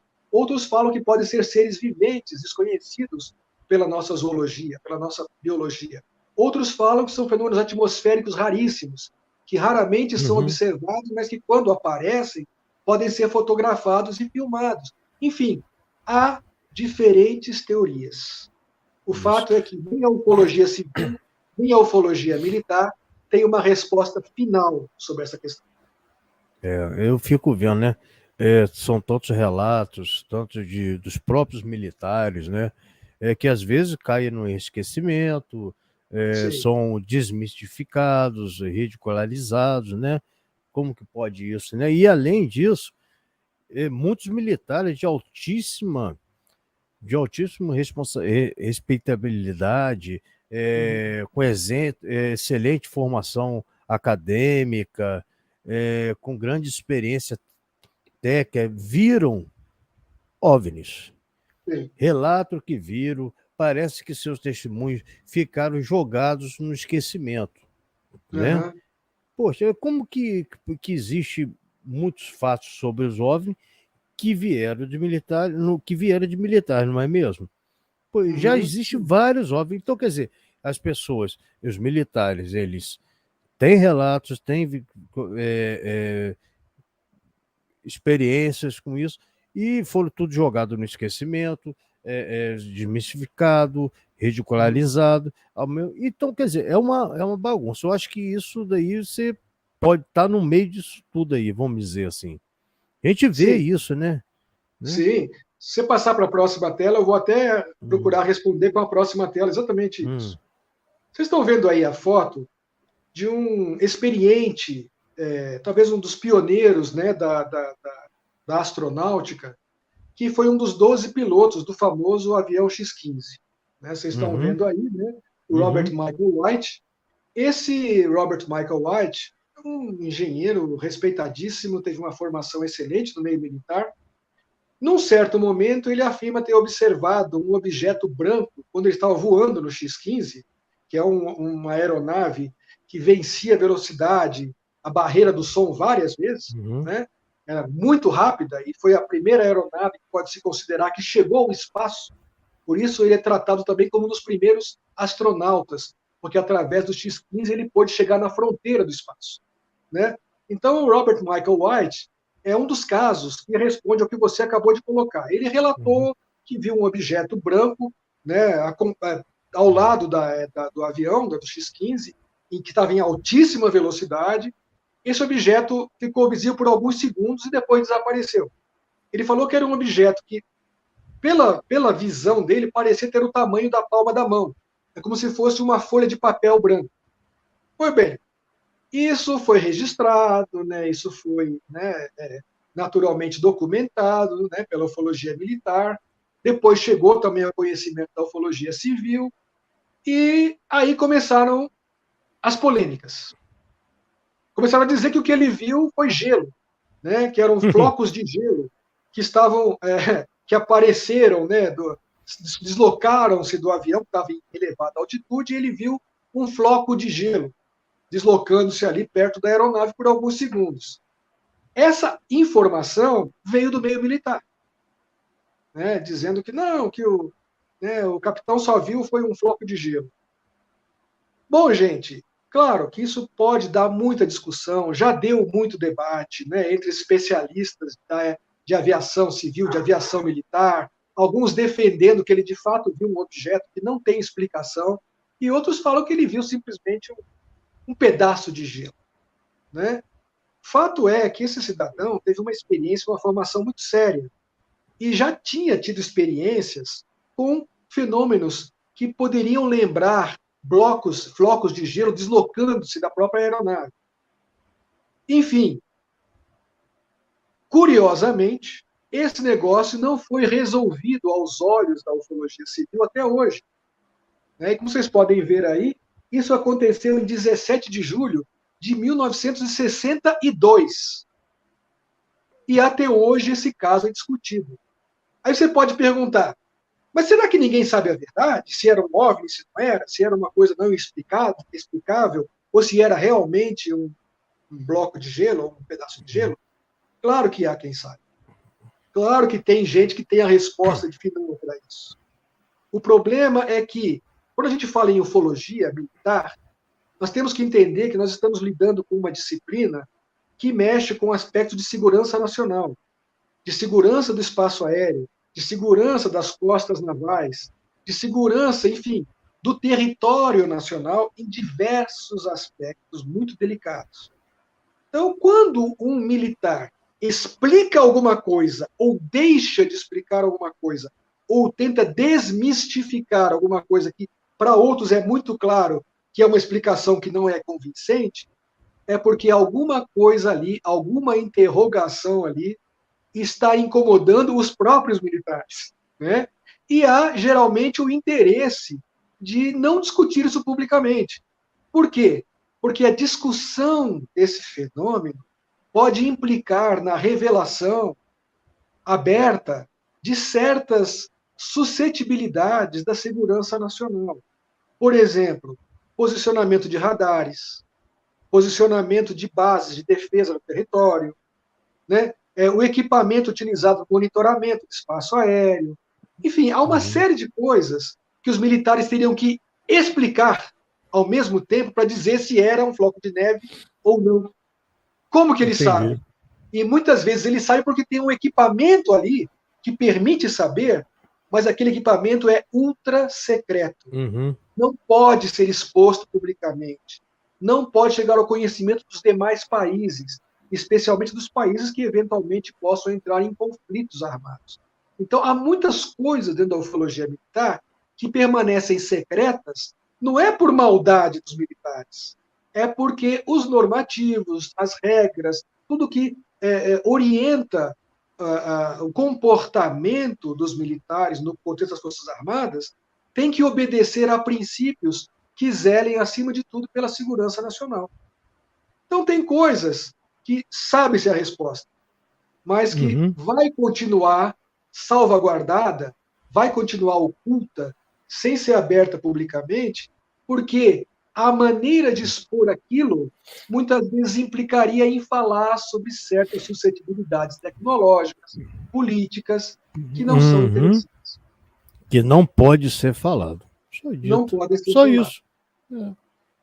Falando em militar, tecnologia, você foi o primeiro a ir lá no Novo México, né? Para pesquisar o incidente em Roosevelt, de 1947. Gente, olha, foi o primeiro brasileiro, tá? Primeiro brasileiro do incidente em Roosevelt de 1947. Ele não estava lá em 47. Não, não tinha nascido ainda. Você tem alguma conclusão desse caso? Como que é? Bom, antes de eu falar sobre isso, eu gostaria que você colocasse a próxima tela, que é só para terminar o assunto da ufologia militar. Esse aí. Ah, tá. Vocês estão vendo aí uma das grandes polêmicas, né? Que os militares ficam naquela coisa de não é, pode ser, pode não ser, e tal, e fica naquela indefinição. E vem explicações das mais variadas. É uma estrela, é um balão, é não sei o quê, e cada um inventa a explicação que acha melhor, porém nunca apresenta um perfil consistente de valor científico que tenha embasamento científico para dizer era isto e ponto final. né? Entendi. Esse aí que vocês estão vendo agora é mais um exemplo. É uma fotografia de um objeto que foi fotografado pairando ou sobrevoando um navio militar, né, americano. Isso foi em 20 de setembro de 52, 52. o navio Franklin Delano Roosevelt. Então, vocês estão vendo aí a ampliação do objeto, parecia ser uma esfera de grandes proporções, né, que foi fotografada. Essa foto vazou, chegou ao conhecimento público. Parece que existem outras imagens que não chegaram ao conhecimento público. Pelo menos que eu saiba, até hoje não chegaram ao conhecimento público. Mas essa chegou. E aí começa aquela polêmica dos céticos, dos crentes, né, dos descrentes. Ah, isso aí era um balão, isso aí era um satélite, isso aí era... Mas vejam bem, isso aí é de 52. Antes do lançamento dos primeiros satélites, né, pelos russos. Então, e eu tenho a impressão, né, essa é minha impressão, que um militar da Marinha, né, americana teria suficiente discernimento, ou pelo menos procuraria, junto aos seus companheiros e colegas, opiniões que permitissem avaliar essa coisa aí um pouquinho melhor. Ele não seria afoito de rapidamente dizer aquilo era um balão, a não ser que de fato fosse um balão. Como isso permaneceu não identificado, pode ser um balão? Pode. Só que não foi identificado como um balão. Então era o quê? Se a gente não sabe o que era, é não identificado. Né? Enquanto a gente não sabe o que é, se era balão, estrela, satélite, aeronave, enfim, se era mancha no negativo, permanece não identificado. Então, por enquanto, é um OVNI. Assim, alguns OVNIs, por exemplo, dos anos 50, dos anos 60, passaram a ser OVs, objetos voadores identificados. Por quê? Porque houve um aprofundamento, houve a revelação de documentos que estavam guardados, salvaguardados, ou porque alguém foi a fundo, descobriu novos documentos sobre o caso que ninguém conhecia, e acabaram descobrindo que aquele objeto era um balão, ou era um pássaro voando, ou era o Superman, qualquer coisa assim, e tinha uma resposta para desqualificar de OVNI para OVI. Isso acontece bastante, especialmente no meio da ufologia civil, que, como eu disse, não tem, às vezes, recursos consistentes para determinar se o objeto era ou não identificável. Até porque muitos objetos não são identificados porque nós não temos conhecimento suficiente sobre todas as coisas que acontecem no espaço aéreo e no aeroespaço. Todos nós, civis e militares, somos profundamente ignorantes sobre a natureza e nos falta muita sabedoria, muito conhecimento para conhecer todos os mistérios que se apresentam nesse nosso pequeno planeta azul. Isso. Vou passar aqui para frente, que aí você vai falar sobre Roosevelt. Isso. Né? Que foi o que eu te perguntei, que você foi um dos primeiros, né, brasileiro a chegar no local. Primeiro, né? Dizem que o primeiro brasileiro para começar a levantar as informações. Estive lá, fui fazer uma palestra em Albuquerque, no Novo México, e aproveitei para trocar ideias com alguns dos pesquisadores do incidente em Roswell. Vocês estão vendo aí, por exemplo, a minha foto com o Stanton Terry Friedman, o físico nuclear, falecido há poucos anos, que foi o que deu grande propulsão, né, ao caso Roswell. Ele praticamente ressuscitou para o conhecimento público esse caso, que já estava esquecido. Né? Ele não foi o único responsável por isso, mas ele certamente foi o grande propulsor da divulgação pública do caso Roswell. Então eu fui lá e o Stanton foi muito bacana, muito fraterno, e me acompanhou em algumas coisas lá em Roswell. Vocês estão me vendo aí numa fotografia com o ufólogo russo Vladimir Ajajá, também falecido, que era da Marinha Soviética, né, que depois a União Soviética acabou, ele foi para a Marinha Russa. O Vladimir Ajajá era especialista em objetos submarinos não identificados, em OSNIs. Né? Ele pesquisou junto à Marinha Soviética esses estranhos objetos subaquáticos, né, que são os OVNIs das águas, né, dos mares e dos oceanos, dos rios. Então, ele esteve lá também, nós fomos juntos a Roswell e trocamos muitas ideias, né, sobre casos similares que podem ter ocorrido na extinta União Soviética, em alguns países do Oriente, inclusive, também. E o Stanton Friedman e outros que me receberam lá me ajudaram a levantar uma série de aspectos sobre o caso Roswell. Fui a alguns locais que marcaram o episódio, vocês estão me vendo aí uma foto, por exemplo, na entrada da base, né, onde estava o hangar, onde dizem que foram levados os destroços do objeto que caiu lá. Eu fui ao hangar, né, fui acompanhado também de outros pesquisadores americanos. Enfim, fiz o levantamento que me foi possível fazer na ocasião. E esse é o famoso hangar 18, né? Não, não. O hangar 18, o hangar 18 não tem nenhuma relação com o Roswell. O hangar 18, algumas pessoas dizem... Mas você foi também, não foi? Oi? Você passou por lá também. Dizem que os destroços foram levados para a base aérea de Wright-Patterson, em Dayton, Ohio. Então, que esse eu fiz confusão 18, aqui. Esse hangar 18 estaria em Dayton, Ohio, nessa base aérea Wright-Patterson, aonde ficava aquele centro técnico de material aéreo que o brigadeiro Nathan Farragut Twining, onde ele fez aquele documento dizendo que os objetos são reais, não ilusórios e fictícios. Então, dizem que alguns dos fragmentos, ou todos do incidente em Roswell, foram para a base aérea de Wright-Patterson e ali estaria o lendário Hangar 18, né? Pois bem, mas desculpa, eu te atrapalhei. Desculpa, eu entrei aqui que veio na minha cabeça. Agora, a conclusão disso é o seguinte: tanto da ufologia civil quanto da ufologia militar, no meio militar, os militares dizem que todos os documentos da época, é engraçado que só daquela semana ou dos dias que envolveram o suposto incidente em Roswell, sumiram dos registros, desapareceram. Só daquele período. Isso é muito estranho, né? Mas sabe-se que alguma coisa aconteceu. Era uma nave extraterrestre com ocupantes alienígenas. As testemunhas originais do caso, né? Especialmente o Major Jess Marcel, já falecido, e o filho dele, que também teria visto os destroços do objeto, já falecidos, eles não falavam em alienígenas. Eles não falavam em corpos ao redor do objeto caído. Mas, enfim, foram surgindo novas informações e acredita-se que muita coisa é fantasiosa. Hoje nós temos muitos livros sobre o caso Roswell, feitos por vários pesquisadores, e muitos deles vão adicionando informações que parecem ser simplesmente sensacionalistas para vender livro. Né? Pegando carona.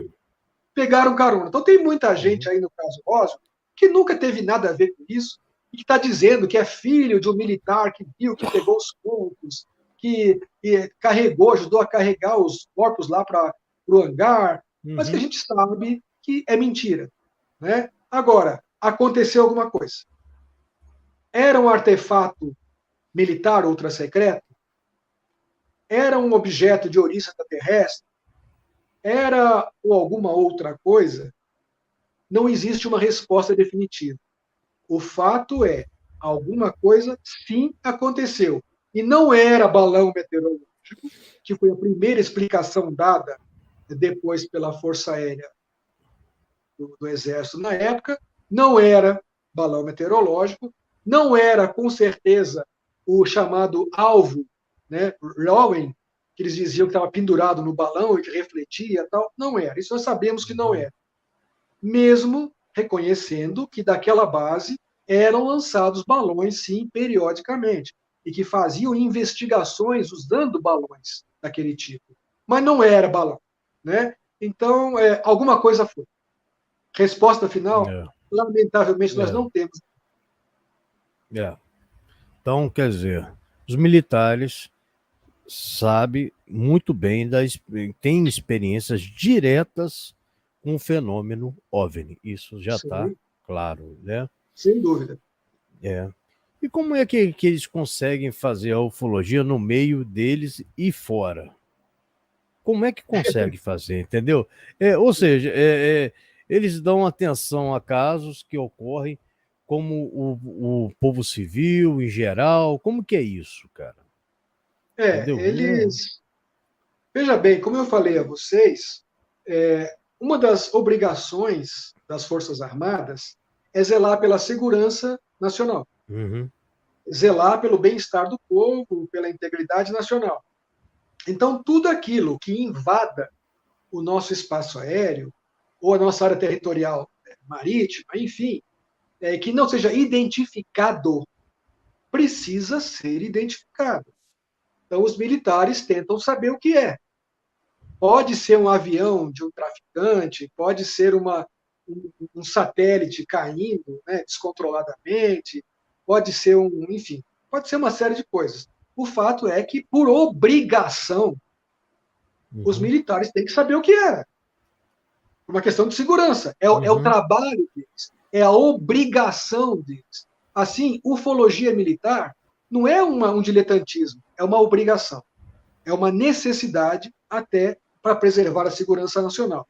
Se vocês uhum. observarem no próxima imagem aí, eu selecionei uma das muitas imagens, né? A gente pode, tem milhares, né?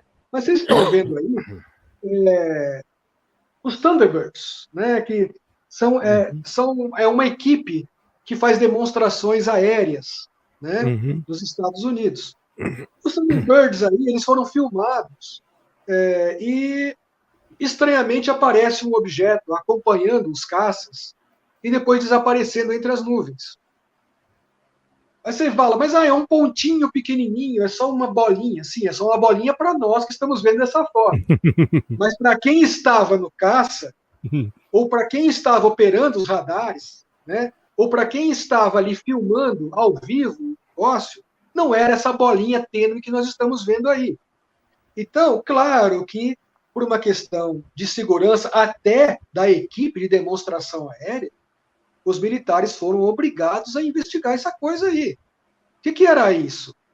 O que era esse negócio que estava acompanhando os caças de demonstração da Força Aérea dos Estados Unidos? Então, isso é uma necessidade por segurança. Poderia ser, por uhum, exemplo, uma aeronave inimiga querendo derrubar os aviões? Poderia ser, por que não? Poderia ser algum doido, né, querendo jogar uma uhum. bomba. Mas poderia ser, por que não? Então, os militares têm a obrigação de fazer ufologia e tentar identificar coisas como essas. Neste caso em particular, não foi identificado. Não era pássaro, não era balão, não era satélite, não era estrela, não era planeta, né? Enfim, o que era não se sabe. Portanto, é um objeto voador não identificado. Tá, e tem umas perguntas aí, gente. No finalzinho a gente vai responder, tá? Porque senão já houve um problema com a live, perdemos um tempinho no começo, que saiu do ar, então estou tentando aqui organizar Se você para quiser, a gente pode acelerar, Rodrigo, passar já a próxima imagem, que aí eu já faço a explicação amarrando esse daqui, assunto. né? Isso. Aí Isso. vocês estão tendo um Ah, exemplo, aí você tem 4 imagens, né, de um estranho objeto voador, muito próximo, né, ao que o Pescara perguntou sobre disco voador. Nós estamos vendo aí um uhum, fenômeno aéreo desconhecido, né, que em alguns momentos parecia discoide, em outros momentos parece mais ovalado, né, que uhum, foi observado por 35 pessoas. Né? 35 pessoas observaram e fotografaram esse fenômeno. E isso foi investigado por um grupo no Chile chamado CEFA, Cefa, conheço. Centro de Estudos de Fenômenos Uhum, Aéreos Anômalos. uhum, Esse centro ele é dirigido por militares e permite algum intercâmbio com civis. Então, é um dos casos em que é possível, ou era possível, uma troca de informações, alguma cooperação entre civis e militares. Mas, naturalmente, o grosso da informação, claro, não chegava ao conhecimento público, né? Muito menos à uhum, imprensa. E esse foi um dos casos, por exemplo, que o Cefa estudou e documentou, e que eu saiba, uhum, continuou não identificado. isso. Então quer dizer que tem muitas coisas que são feitas por militares também, né? Ah, sim. Você pode passar outro que eu já respondo isso daí também. Já respondo isso aí também. Essas duas imagens aí rodaram muito pela internet. Apareceram em programas de televisão, apareceram em várias lives, vários. E, nossa, foi muito, muito reproduzido isso no mundo inteiro. E muita gente já dizendo que esses objetos aí eram as naves do Asta Shera, do tal comandante da frota intergaláctica, que estava se manifestando para a humanidade, já pretendendo descer para fazer contato direto com as pessoas. Eu ouvi isso de pessoas mentalmente perturbadas e realmente perturbadas que dirigem alguns grupos de falsa ufologia e de falsa ufofilia que tiveram a cara de pau de dizer na internet que isso aí eram as naves do Asta Shera, do tal comandante da frota intergaláctica. Bom, vocês estão vendo aí, nós sabemos hoje que essa foto de baixo nada mais era do que o efeito de um míssil russo na atmosfera. E a outra foto que vocês estão vendo é decorrente do lançamento de um satélite nos Estados Unidos. Isso foi claramente documentado, claramente comprovado, sabe-se os horários, as datas, como foi, quando foi, quem viu, está tudo documentado. Então, não tem discussão sobre isso aí. Era um míssil, sim, visto na Noruega. A Noruega ficou encantada com esse fenômeno, parecia uma espiral no céu. Né? Isso também tem em vídeo, né? Uma espiral muito bonita crescendo no céu, e alguns dizendo que já era sinais de Jesus voltando. Aí, enfim, apareceu louco para tudo, para dizer qualquer coisa. Eu escutei muita coisa, e pior, quando eu falei o que era, quase fui xingado. Só faltou ser xingado. Meu Deus do céu. Gente. Nós temos que ter cuidado. As pessoas não querem saber a verdade, querem ficar na mentira. Nós temos que ter cuidado com isso. Nós não estamos negando nada. O que nós não podemos deixar é de procurar a verdade, procurar os fatos. Mesmo que os fatos venham contra as convicções da gente. Porque às vezes é o que acontece. Eu sou uma pessoa que testemunhou a realidade do fenômeno OVNI. E não foi uma vez só, foram várias, com testemunhas, com grupos, como no caso do Projeto Contact. Portanto, eu tenho absoluta convicção da realidade desse fenômeno. Mas eu também não posso negar que existem coisas que são prosaicas, são explicáveis, e que nós não podemos ser afoitos de achar que qualquer coisa bonitinha que a gente vê no céu, ou misteriosa, como essas fotos aí, são naves de seres angelicais que estão vindo nos salvar. Gente, vamos ter um pouco de bom senso, né? Um pouco de inteligência, um pouco de curiosidade e buscar a verdade, porque é nela que nós vamos encontrar a realização dos objetivos da ufologia e também a satisfação da curiosidade de cada um de nós. Né? Nem tudo que reluz é ouro. Pois é. Né? Pois é. Existe uma central militar mundial que detecta e registra esses fenômenos ufológicos dos OVNIs. Existe uma rede de intercâmbio internacional entre militares. Sim. Como que é isso? Bom, se você puder mostrar a próxima imagem, acho que dá para responder o que você acabou de perguntar. Vocês estão vendo aí uma das salas de monitoramento do aeroespaço, espaço aéreo, da NORAD. Então, a NORAD é um comando muito bem estruturado, que mantém satélites em órbita, e tem uma equipe de ufologia incrível, muito bem preparada, muito competente, rápida, eficientíssima e que tenta identificar aquilo que, num primeiro momento, parece não identificável. A NORAD já teve a oportunidade várias vezes, de documentar a realidade do chamado objeto voador não identificado. Inclusive, é através da NORAD que nós tivemos a oportunidade de conhecer a realidade de um fenômeno que desafia o conhecimento da física, especialmente da física atmosférica, que é o chamado Fast Walker, caminhante rápido. Nós descobrimos que a NORAD já tinha muitos registros de objetos voadores não identificados que deslocam-se no espaço aéreo com velocidades simplesmente impressionantes, muito mais rápidos que qualquer aeronave militar mais avançada já desenvolvida por tecnologia humana. O que são esses fast walkers? Nós não sabemos, mas foi através da NORAD que surgiram impressionantes documentos, fotos, filmes sobre a realidade desse tipo de fenômeno aéreo não identificado, que eles chamaram de fast walker, caminhante rápido. Tá, e eu fico pensando assim, tem que ter mesmo, porque eu fico pensando que a gente sabe que existe assim uma parafernália de eletrônica orbitando pela Terra, é um lixo espacial, satélite, é tanta coisa. Aí eu fico imaginando, tem que ter, porque pô, se confunde até os ufólogos militares, né? Como que é isso? Imagina a gente também. Pois é. Eu fico imaginando, né? Pois é. Esse lixo.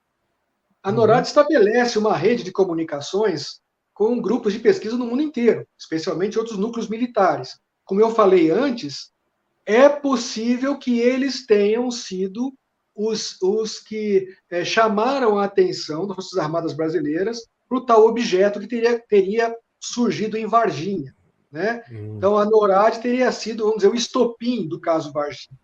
Essa é uma hipótese bastante plausível, né, para o que aconteceu depois, as operações militares que aconteceram no Brasil, desencadeadas, provavelmente, pela NORAD, né?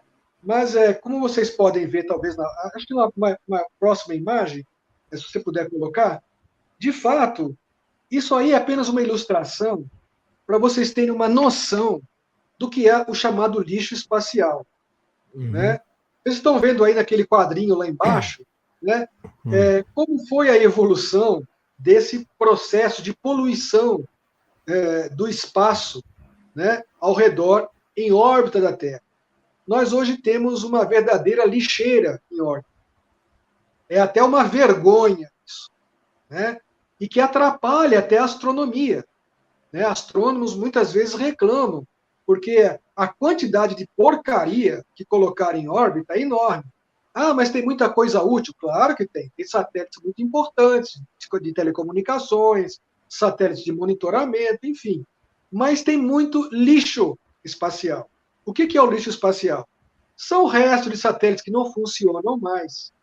São, enfim, coisas que realmente não têm mais função. Está cheio de porcaria que não presta para mais nada. É parafusinho que escapou de alguma nave nossa. Está cheio de coisa ali. Isso é perigoso, isso torna a aventura dos astronautas e dos cosmonautas cada vez mais perigosa, porque esses objetos orbitam ao redor da Terra em altíssima velocidade, são milhares de quilômetros horários. Isso atingindo um astronauta, por exemplo, pode ser morte certa, né? Hoje, então, há todo um trabalho objetivando fazer uma limpeza, uma higienização, né, de toda essa porcariada que está em órbita. A NORAD faz o monitoramento disso também. Até porque a ufologia civil, frequentemente, que na verdade, como eu falei, é ufofilia, confunde satélites, né, e lixo espacial com OVNIs. Né? Recentemente, aconteceu, por exemplo, um caso de pessoas que, não sabendo como podem acontecer observações de satélites durante a noite, confundiram satélites com naves espaciais, naves extraterrestres. Existe uma coisa muito interessante, só para dar um exemplo, às vezes um satélite ele pode reluzir à noite, porque a luz do Sol já baixou no horizonte, nós não estamos vendo mais o Sol. Mas como o satélite está muito alto, ele ainda pode refletir a luz solar. O Sol já se escondeu da gente. Está tudo de noite. Mas o satélite ainda recebe a luz do Sol e pode refletir a luz solar. Então a pessoa vê um flare, né, um flare de um satélite, por exemplo, o chamado flare do Iridium, né, dos satélites Iridium, e eu vi um OVNI. E quando você explica que aquilo era um satélite, a pessoa fica chateada, fica magoada, fica aborrecida, às vezes até ofende o pesquisador. Eu sei o que eu vi, aquilo era um OVNI, era uma nave. Ela não aceita, aí você mostrando os fatos, mostrando os cálculos, mostrando o mapeamento, o posicionamento do satélite em relação ao Sol, a pessoa às vezes não aceita que aquilo era simplesmente um satélite. Porque ela diz, eu vi o negócio aparecer e sumir. Ela viu sumir e desaparecer porque existe todo um comportamento de reflectância do satélite em relação à luz solar. E como é que você explica isso para quem acha que tudo que vê no céu são naves angelicais? É muito Uhum. difícil, né? É muito É difícil. verdade. Eu até falo para vocês, primeiro, Artemis 1 teve pedaço dela que está por aí, tá? Já Sim. não, eu li hoje, né? Teve uns parafusos, algumas coisas dela que saiu caindo na hora aí, na hora que subiu lá, gente. Quem não está sabendo, procura ver aí, que tem bastante coisa sobre isso. E outro falando sobre isso. A Brasmon fez um experimento, que é uma rede que faz o monitoramento de corpos celestes, né, aqui no Brasil. Brasmon mostrou um experimento que eu vi o que você falou agora na internet, um experimento sobre esse caso, sobre Sim. a luz solar, tá? Então, agora a gente vê, né? Os militares especializados em ufologia têm um preparo muito diferente dos pesquisadores civis, né? Nossa. Eles sabem muito mais coisas que a gente ainda. Eles Sim. sabem muito mais coisas que a gente não sabe até agora, né? Claro, lógico, lógico. Até por força da atividade, né? Você Uhum, pode colocar o próximo só para ilustrar isso que você está perguntando, uhum. porque acho que pode ser Opa. interessante. Aí Uhum, vocês estão vendo alguns das centenas de periódicos que às vezes a gente encontra nas mesas de equipes de ufologia militar. uhum, Vocês estão vendo, por exemplo, aí o Jornal Internacional de Geofísica. Aí você fala, mas o que tem geofísica com OVNI? Tem muito a ver. Vocês estão vendo aí, por exemplo, uma revista sobre ciências atmosféricas. O que tem ciência atmosférica com OVNI? Tem muito a ver. Então, esses periódicos, alguns dos quais eu até de vez em quando acompanho também, eles fazem estudos de fenômenos que a maioria de nós até desconhece. Volta e meia, assim como acontece com a astronomia, com a astrofísica, também acontece com a geologia, com a geofísica e com outras áreas da uhum, ciência, que a gente descobre e registra fenômenos raríssimos que ninguém tinha visto antes. Nós temos documentado nas últimas décadas fenômenos atmosféricos, por exemplo, que eram desconhecidos para nós. Tipos de relâmpagos, por exemplo, uhum, que eram desconhecidos da ciência e que agora já entraram no universo do conhecimento científico. Então, nós precisamos entender que a ufologia militar ela tem que obedecer certos critérios científicos. Ela não pode se basear em rumor. Ela não pode se basear eu acho que era isso. Eu acho. Ela não pode se comportar assim, porque o ufólogo militar tem que prestar contas, tem que fazer um relato técnico-científico para o seu comandante. Isso tem que ser baseado em fundamentação científica. Então, a formação deles, com certeza, é muito diferente. Nós temos o ufólogo militar, que já foi astronauta. Nós temos ufólogos uhum, militares aí que são físicos, matemáticos, astrônomos. Nós temos ufólogos militares que são engenheiros de aeronáutica ou engenheiros aeroespaciais. Né? Eles têm toda uma formação acadêmica que possibilita explorar o espaço aéreo melhor que eu, melhor que você, ou talvez qualquer um de uhum. nós aqui, É claro, é pobres claro. pesquisadores brasileiros. É Né? verdade. Deixa eu te perguntar aí, que a gente vê tanto recursos dele assim. Você tem como dar um exemplo desses recursos que os militares têm? Ah, deixa eu ver se eu tenho Que ele, alguma coisa aqui. que ele tem. Eu acho que eu passei para você aí Hum, uma ilustração. Talvez esteja até deixa eu na ver aqui. sequência, viu, Jair? Opa, aqui. Essa mesmo. Então, eu só Yes. vou dar. Gente, eu poderia. Essa sua pergunta eu poderia responder, levaria umas 3 horas para Uhum, exemplificar. Mas eu vou dar só alguns rápidos exemplos. Vocês estão vendo aí, por exemplo, uma aeronave, né? Na verdade é um Boeing, né? É um Boeing 707-300, que ele foi modificado pela empresa Northrop Grumman para servir a atividades de monitoramento do aeroespaço. Então, eles pegaram um Boeing, são 8 Boeings desses, né, que servem às Forças Armadas dos Estados Unidos, né, essencialmente a Força Aérea e ao Exército dos Estados Unidos. Vocês estão vendo aí alguns militares fazendo o serviço de monitoramento dentro do avião. Então, esse avião é um Boeing, é um enorme, né? Como eu falei, é um Boeing 707-300, é um monstro esse avião. E ele é todo adaptado com equipamentos para facultar o monitoramento do espaço. E caso alguma coisa seja detectada, não identificável ou não identificada, ela é imediatamente registrada e reportada para os centros de pesquisa para que tentem descobrir o que era.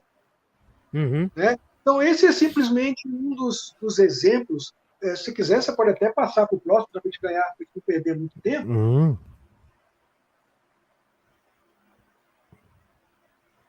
Já passou? Já. Já.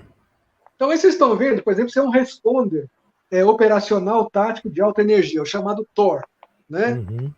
Nós falamos aí que há rumores que a NORAD teria derrubado o tal objeto que caiu, ou supostamente caiu em Varginha, com um raio, né, um raio laser. Tem pergunta sobre isso aqui até, ó. Pois é. Você falou, já tem gente esse perguntando. Existe esse rumor, né? Claro que a gente não tem como comprovar isso, mas há esse rumor que circula no meio da ufologia.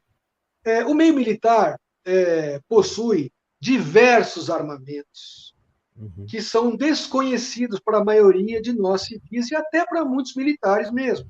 Esse, por exemplo, é um equipamento, esse TOR, que é uma arma, como vocês estão vendo, eletromagnética de micro-ondas. E ela foi feita para derrubar drones. Enxames, que eles chamam, né, de drones. Então, esta é apenas uma das armas que hoje estão ao alcance da ufologia militar no caso de uma emergência. Por que eu estou mostrando esta arma especificamente?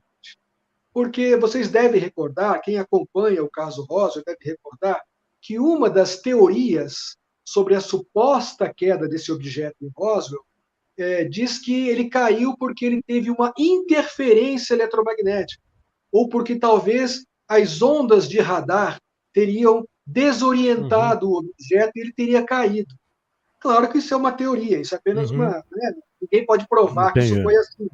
Mas isso desde 1947 que isso circula, que as ondas de radar podem ter desorientado o objeto ou que alguma outra coisa, sabe-se lá o que é, uma interrogação, poderia ter promovido a queda daquele artefato, né? Seja ele humano ou extraterrestre, não sei. Mas esta é uma, existem várias armas espetaculares, de fato existem armas de laser, que ele só via no cinema antigamente, já existem sim armas de laser usadas pela Marinha, pelo Exército, eu já vi um vídeo sobre isso. Da Marinha, que são usadas hoje, inclusive, em combate. Então isso já existe, não é mais ficção científica. Né? Você pode passar o próximo também, por gentileza? Pronto. E entre as coisas, as pessoas falam, mas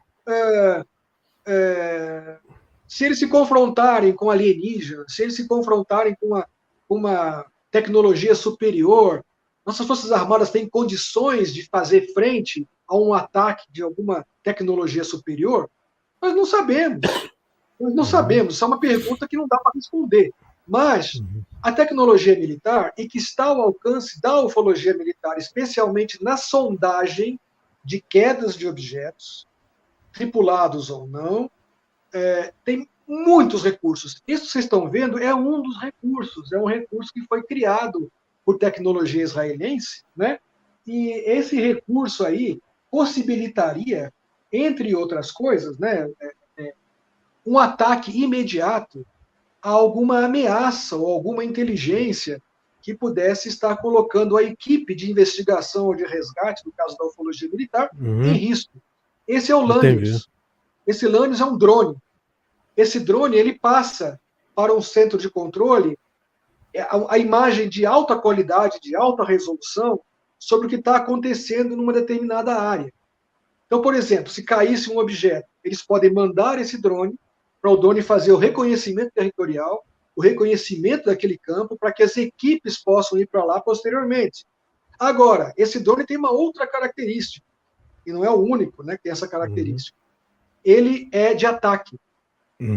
Então, se tiver algum ser humano ou não, né, estamos aqui, claro, criando uma hipótese, né, que estivesse naquele objeto colocando em risco as equipes de resgate ou de investigação, esse drone pode soltar, disparar um explosivo que destruiria por completo, né, o alvo. Destruiria por completo o alvo. Então, você fala, mas você está dizendo então que a ufologia militar está preparada para a guerra? Está. E esse é um dos motivos do sigilo, porque eles têm que manter em salvaguarda todos os equipamentos que possam ser utilizados no caso de uma emergência de um conflito. E existem armamentos que não são divulgados, que não chegam ao conhecimento público, porque eles podem ser vitais no caso de um combate de altíssimo risco. Né? Então, esse aqui é apenas um exemplo de um equipamento que pode estar disponível a uma equipe de ufologia militar em processo de resgate ou de reconhecimento territorial de um objeto caído. Eu estava pensando ali, o caso lá de Varginha que você falou, né? Foi sinalizado lá pelo NORAD, né? Há rumores também que teve interferência lá com que foi atacada a nave da criatura com feixes de laser, né? Seria isso possível. Então, isso foi isso. Quer dizer, o contexto que está tendo, há sim uma coisa a gente parar e pensar e falar, vamos dizer assim, a gente não sabe se é verdade, mas que há uma possibilidade. Plausível. É plausível. Pode até não ser verdade, mas é plausível. Né?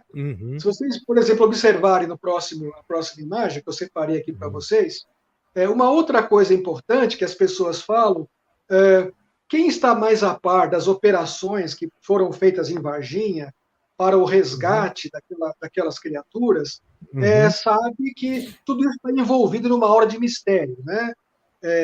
Existe uma negação de que aquilo tenha acontecido, né, por parte das Forças Armadas. Por outro lado, existem militares, alguns já faleceram, mas ainda alguns que estão vivos e que muitos não querem falar a respeito, mas que sinalizaram que algo de fato aconteceu e que estranhas criaturas foram, sim, capturadas lá pelo Exército Brasileiro. Então, e que, inclusive, também foram investigadas, analisadas na Unicamp, provavelmente pelo Dr. Fortunato Badam Palhares, né, que teria submetido uma das criaturas a uma análise anatomopatológica. E falam também da presença de aeronaves americanas que teriam levado essas criaturas para os Estados Unidos, né, para prosseguirem as investigações lá. Uma das coisas muito importantes, a pessoa fala, por que americano vem aqui buscar as criaturas? Porque eles têm todo um know-how, uma tecnologia, a ufologia militar americana, inclusive que tem a participação também da NASA, por mais que ela negue, agora está voltando a se interessar pela pesquisa ufológica oficialmente, mas a NASA sempre esteve ligada com a ufologia. Mas, então, por mais que a NASA negue, essa investigação, essa pesquisa ufológica sempre aconteceu, e eles conseguiram desenvolver toda uma série de procedimentos, de metodologias, de sistemáticas que facilitam muito a investigação de casos como teria sido o caso Varginha, com a captura de entidades biologicamente desconhecidas. Né? Então, aí vocês estão vendo uma imagem da Guarda Nacional Americana, toda equipada, toda paramentada, né, para fazer uma série de treinamentos envolvendo, vocês estão vendo aí, ameaças químicas e descontaminação. Equipes parecidas com essa daí, ó, vocês estão vendo nessa imagem, todas paramentadas, equipadas com luvas, enfim, uma série de equipamentos, também estão disponíveis para a ufologia militar em alta emergência.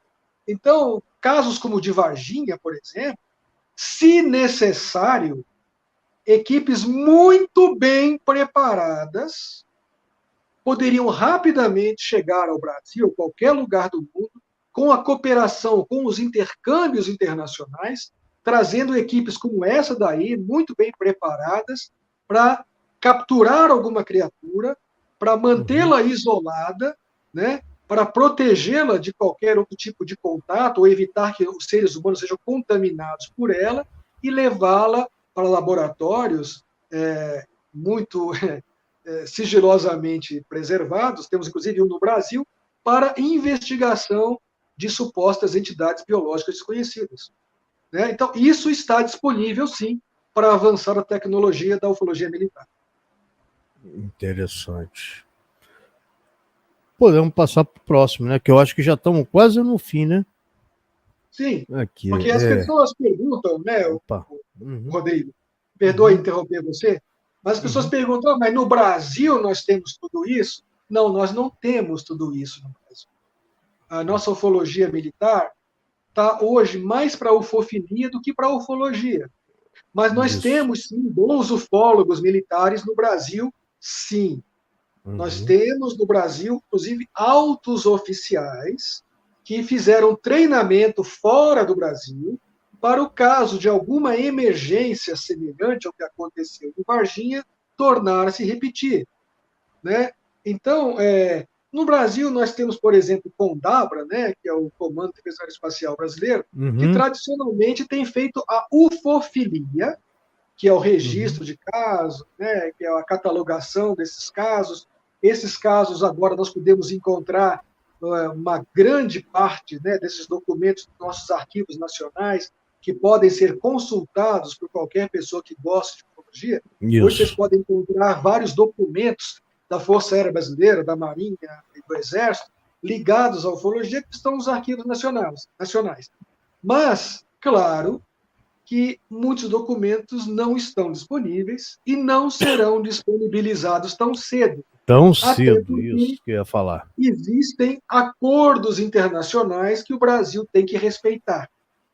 E entre esses acordos está justamente a necessidade, no caso de uma emergência, da cooperação de equipes altamente treinadas, de ufólogos militares, especialmente dos Estados Unidos, da França, da Alemanha, que numa emergência possam ter as condições de intervir e tomar as providências que forem necessárias para investigar, documentar e proteger o nosso país, por exemplo, de uma ameaça química, ou de uma ameaça bacteriológica, ou de uma ameaça microbiana, como parece, inclusive, ter acontecido no caso Varginha. Né? Porque existem evidências que um militar brasileiro chamado Marco Lixeresi teria morrido em decorrência da contaminação que teria sofrido por ter tido contato com uma entidade biológica desconhecida. Então, dizem que ele foi contaminado por algum micro-organismo, alguma coisa, e isso teria, então, produzido o óbito do Marco Lixeresi. Provas? Não, eu não tenho as provas disso. Mas, como eu disse a vocês, às vezes as provas demoram anos para chegar ao nosso conhecimento. A não ser, claro, quem tem acesso ao que se passa no hermético mundo da ufologia militar. E tem alguns que estão voltando, né? Vamos dizer assim, pesquisadores que estão voltando para ajudar a completar algumas lacunas que ainda existem sobre esse caso. Vocês estão vendo aí, por exemplo, vocês estão vendo nessa imagem, eu escrevi ali embaixo, tráfego hotel. Né? Tráfego hotel é um codinome para OVNI, né? Ou para atividade OVNI. Né? Todas as Forças Armadas trabalham com codinomes, trabalham com palavras codificadas, trabalham com justamente para não usar o termo OVNI, para não usar... né? Então, eles trabalham... A NASA Papai Noel. Usou o Papai Noel há muito tempo. Então, o CONDABRA, e o pessoal aqui usava muito, ainda usa o tráfego hotel. Hoje já tem outras denominações que também estão sendo utilizadas, mas o tráfego hotel era uma palavra código para dizer, ó, atividade OVNI. Porque um civil vendo isso, fala, o que é tráfego hotel? Não sei. Pode ser qualquer coisa, pode ser um avião aí esquisito, né, de algum traficante que está passando e a Força Aérea foi atrás, pode ser o nome de um tráfego criminoso, né, não necessariamente alienígena, não necessariamente um OVNI. Então, essas palavras codificadas, as Forças Armadas do mundo inteiro utilizam, né, até para evitar, hoje, que está muito perigoso, né, o hackeamento, a invasão dos arquivos, né, secretos militares. É verdade, é que verdade. possam trazer à luz certas informações muito perigosas mesmo, e que não devem chegar ao conhecimento público, talvez nas próximas décadas. O Felipe, já estamos até ultrapassado da hora, eu peço desculpa, né? Mas você mantém, para que eu não posso esquecer, né? Você mantém, alimenta várias redes sociais, né? Tem página no Facebook, tem o Instagram, tem o YouTube. Você gostaria de falar para o pessoal, para o pessoal saber como que é, onde que está as suas redes sociais? Legal, gente. Muito obrigado, Rodrigo. Olha, eu tenho um slide aí, que é uma tela que eu fiz também, você pode mostrar, deve estar com você aí. Isso. Vocês estão vendo aí, o banner, né, a tela de apresentação de uma página que nós temos no Facebook, que é chamada UFO OVNI. É uma página bilíngue, geralmente as informações são em inglês e português, que são direcionadas para o fenômeno UFO OVNI. Essa página é mantida pelo Programa Cultural Maravilhas e Mistérios, que eu criei há 42 anos. Nós estamos há 42 anos aí fazendo eventos, fazendo cursos, palestras, escrevendo artigos, produzindo uma série de documentos impressos e eletrônicos sobre fenômenos anômalos de um modo geral. Então, nós temos isso aí, com o apoio da Sara Braga Eventos Educacionais, começamos também a fazer novos eventos. Vocês vão encontrar canais nossos no YouTube. Nós temos um canal chamado Maravilhas e Mistérios, né, no YouTube. Temos um canal colaboração com diversos outros canais e páginas no Facebook, no Instagram. Vocês vão acabar nos encontrando, porque a nossa Mahatma Multimídia, né, que é uma pequena iniciativa de atividades multimídia que nós fazemos aí, ajudam vários grupos. Então, nós estamos sempre alimentando de informação, de serviços, grupos de ufologia, parapsicologia, arqueologia, astronomia, astrofísica, geofísica, geologia, paleontologia, medicina. E a Sara Braga Eventos Educacionais, que foi criado pela minha esposa Sara Braga, dá também um suporte, também tem uma página dela no Face, e também tem um canal dela no Maravilhas e Mistérios, no YouTube, a ajudar a promover esses eventos, essas atividades. Então, eu convido todos vocês que gostam desses assuntos, que se interessam pelo estudo sério das anomalias, porque são aos milhares, dentro e fora da ufologia, convido vocês a acompanhar o nosso trabalho no Facebook, no YouTube, e acompanhem a gente, que sempre tem novidade aí para todos. Mas uma coisa importante também, antes que eu esqueça. No Maravilhas e Mistérios, você vai encontrar uma série nova que nós criamos, chamada Ufotec, Ufologia Técnico-Científica. Então, para você que tem interesse por ufologia mais consistente, sem palhaçada, sem mistificação, sem salvadores angelicais que nunca aparecem, e principalmente sem falsos canalizadores, sem falsos médiuns que estão aí ganhando rios de dinheiro, fingindo que podem detectar implantes no corpo das pessoas e cobrando rios de dinheiro para fazer isso. Então, vocês estão cansados dessa palhaçada de pessoas que estão explorando a credulidade alheia com má fé, com desonestidade? Vocês estão cansados disso? Eu acho que vocês vão encontrar muitas coisas interessantes nessa nova série Ufotec, Ufologia Técnico-Científica. E está tudo lá no nosso YouTube Maravilhas e Mistérios. Eu falo uma coisa, a Sara já botou aqui a mãozinha para cima aqui, ó. Botou a mãozinha para cima. Eu falo, a Ana Irmã já botou aqui o seu canal também no YouTube, já deixou já o link aí pro pessoal. Obrigado, Tanari. Tá? A partir de ali, o pessoal todo, e eu vou completar aqui na descrição da live o resto das suas redes sociais. Mas eu já Muito aviso, obrigado. eu vi já toda a série, já toda a playlist da Ufotec, e eu recomendo, tá? É Bom, legal, muito obrigado. muito boa mesmo, tá? Eu até, quando eu comecei a ver, eu mandei um zap para você, né, o Foi. Felipe?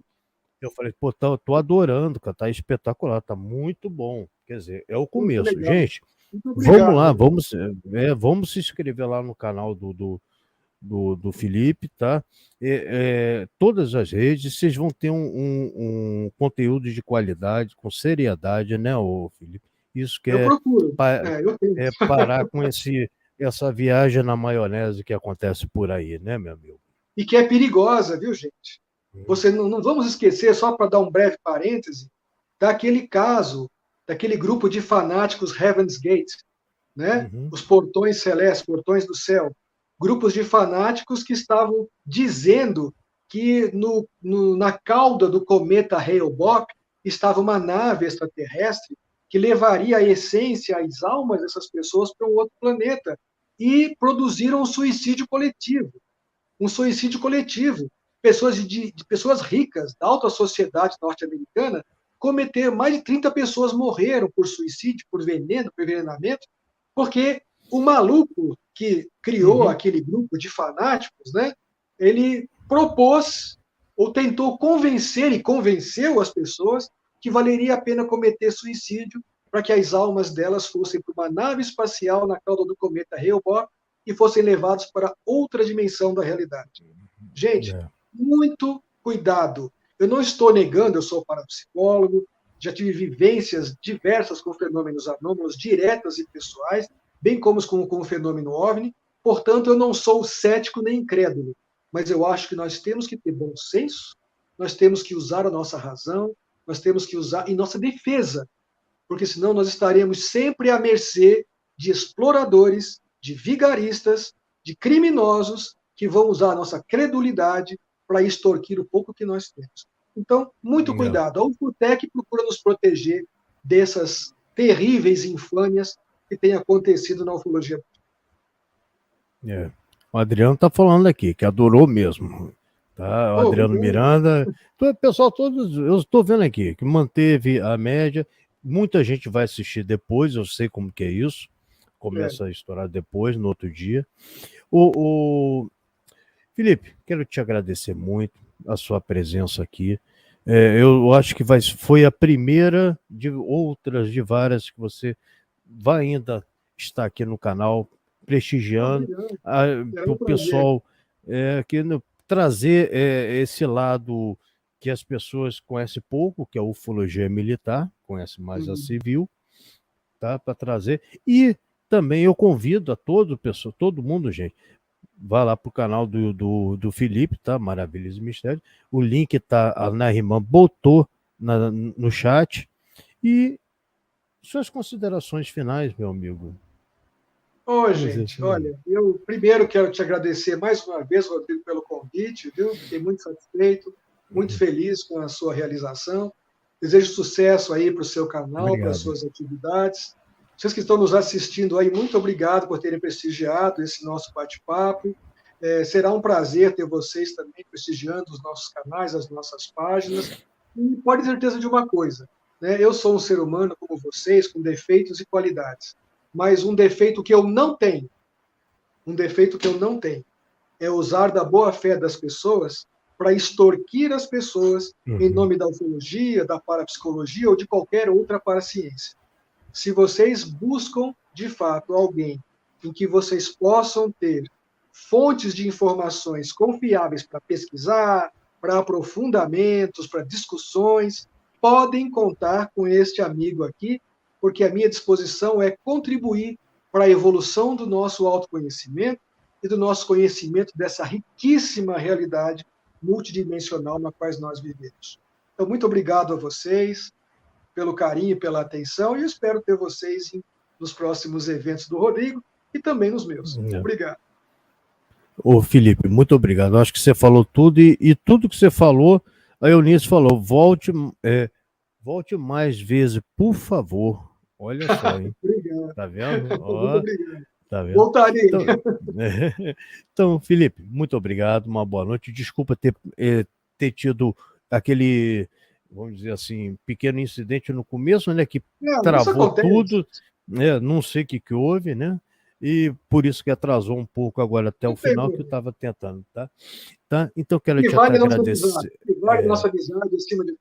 Né? É, Então, estamos eu, que, aí. Conte com a gente. é, eu quero agradecer a sua presença, Felipe, quero agradecer a presença de todos, o pessoal que chegou depois, tá? Eu quero agradecer muito a presença de todos. E boa noite, até a próxima live. E vai lá pro canal do Felipe, tá? Vai lá, se inscreve lá agora pode ir. Tá, tchau, tchau, Tchau, tchau. gente. Boa noite.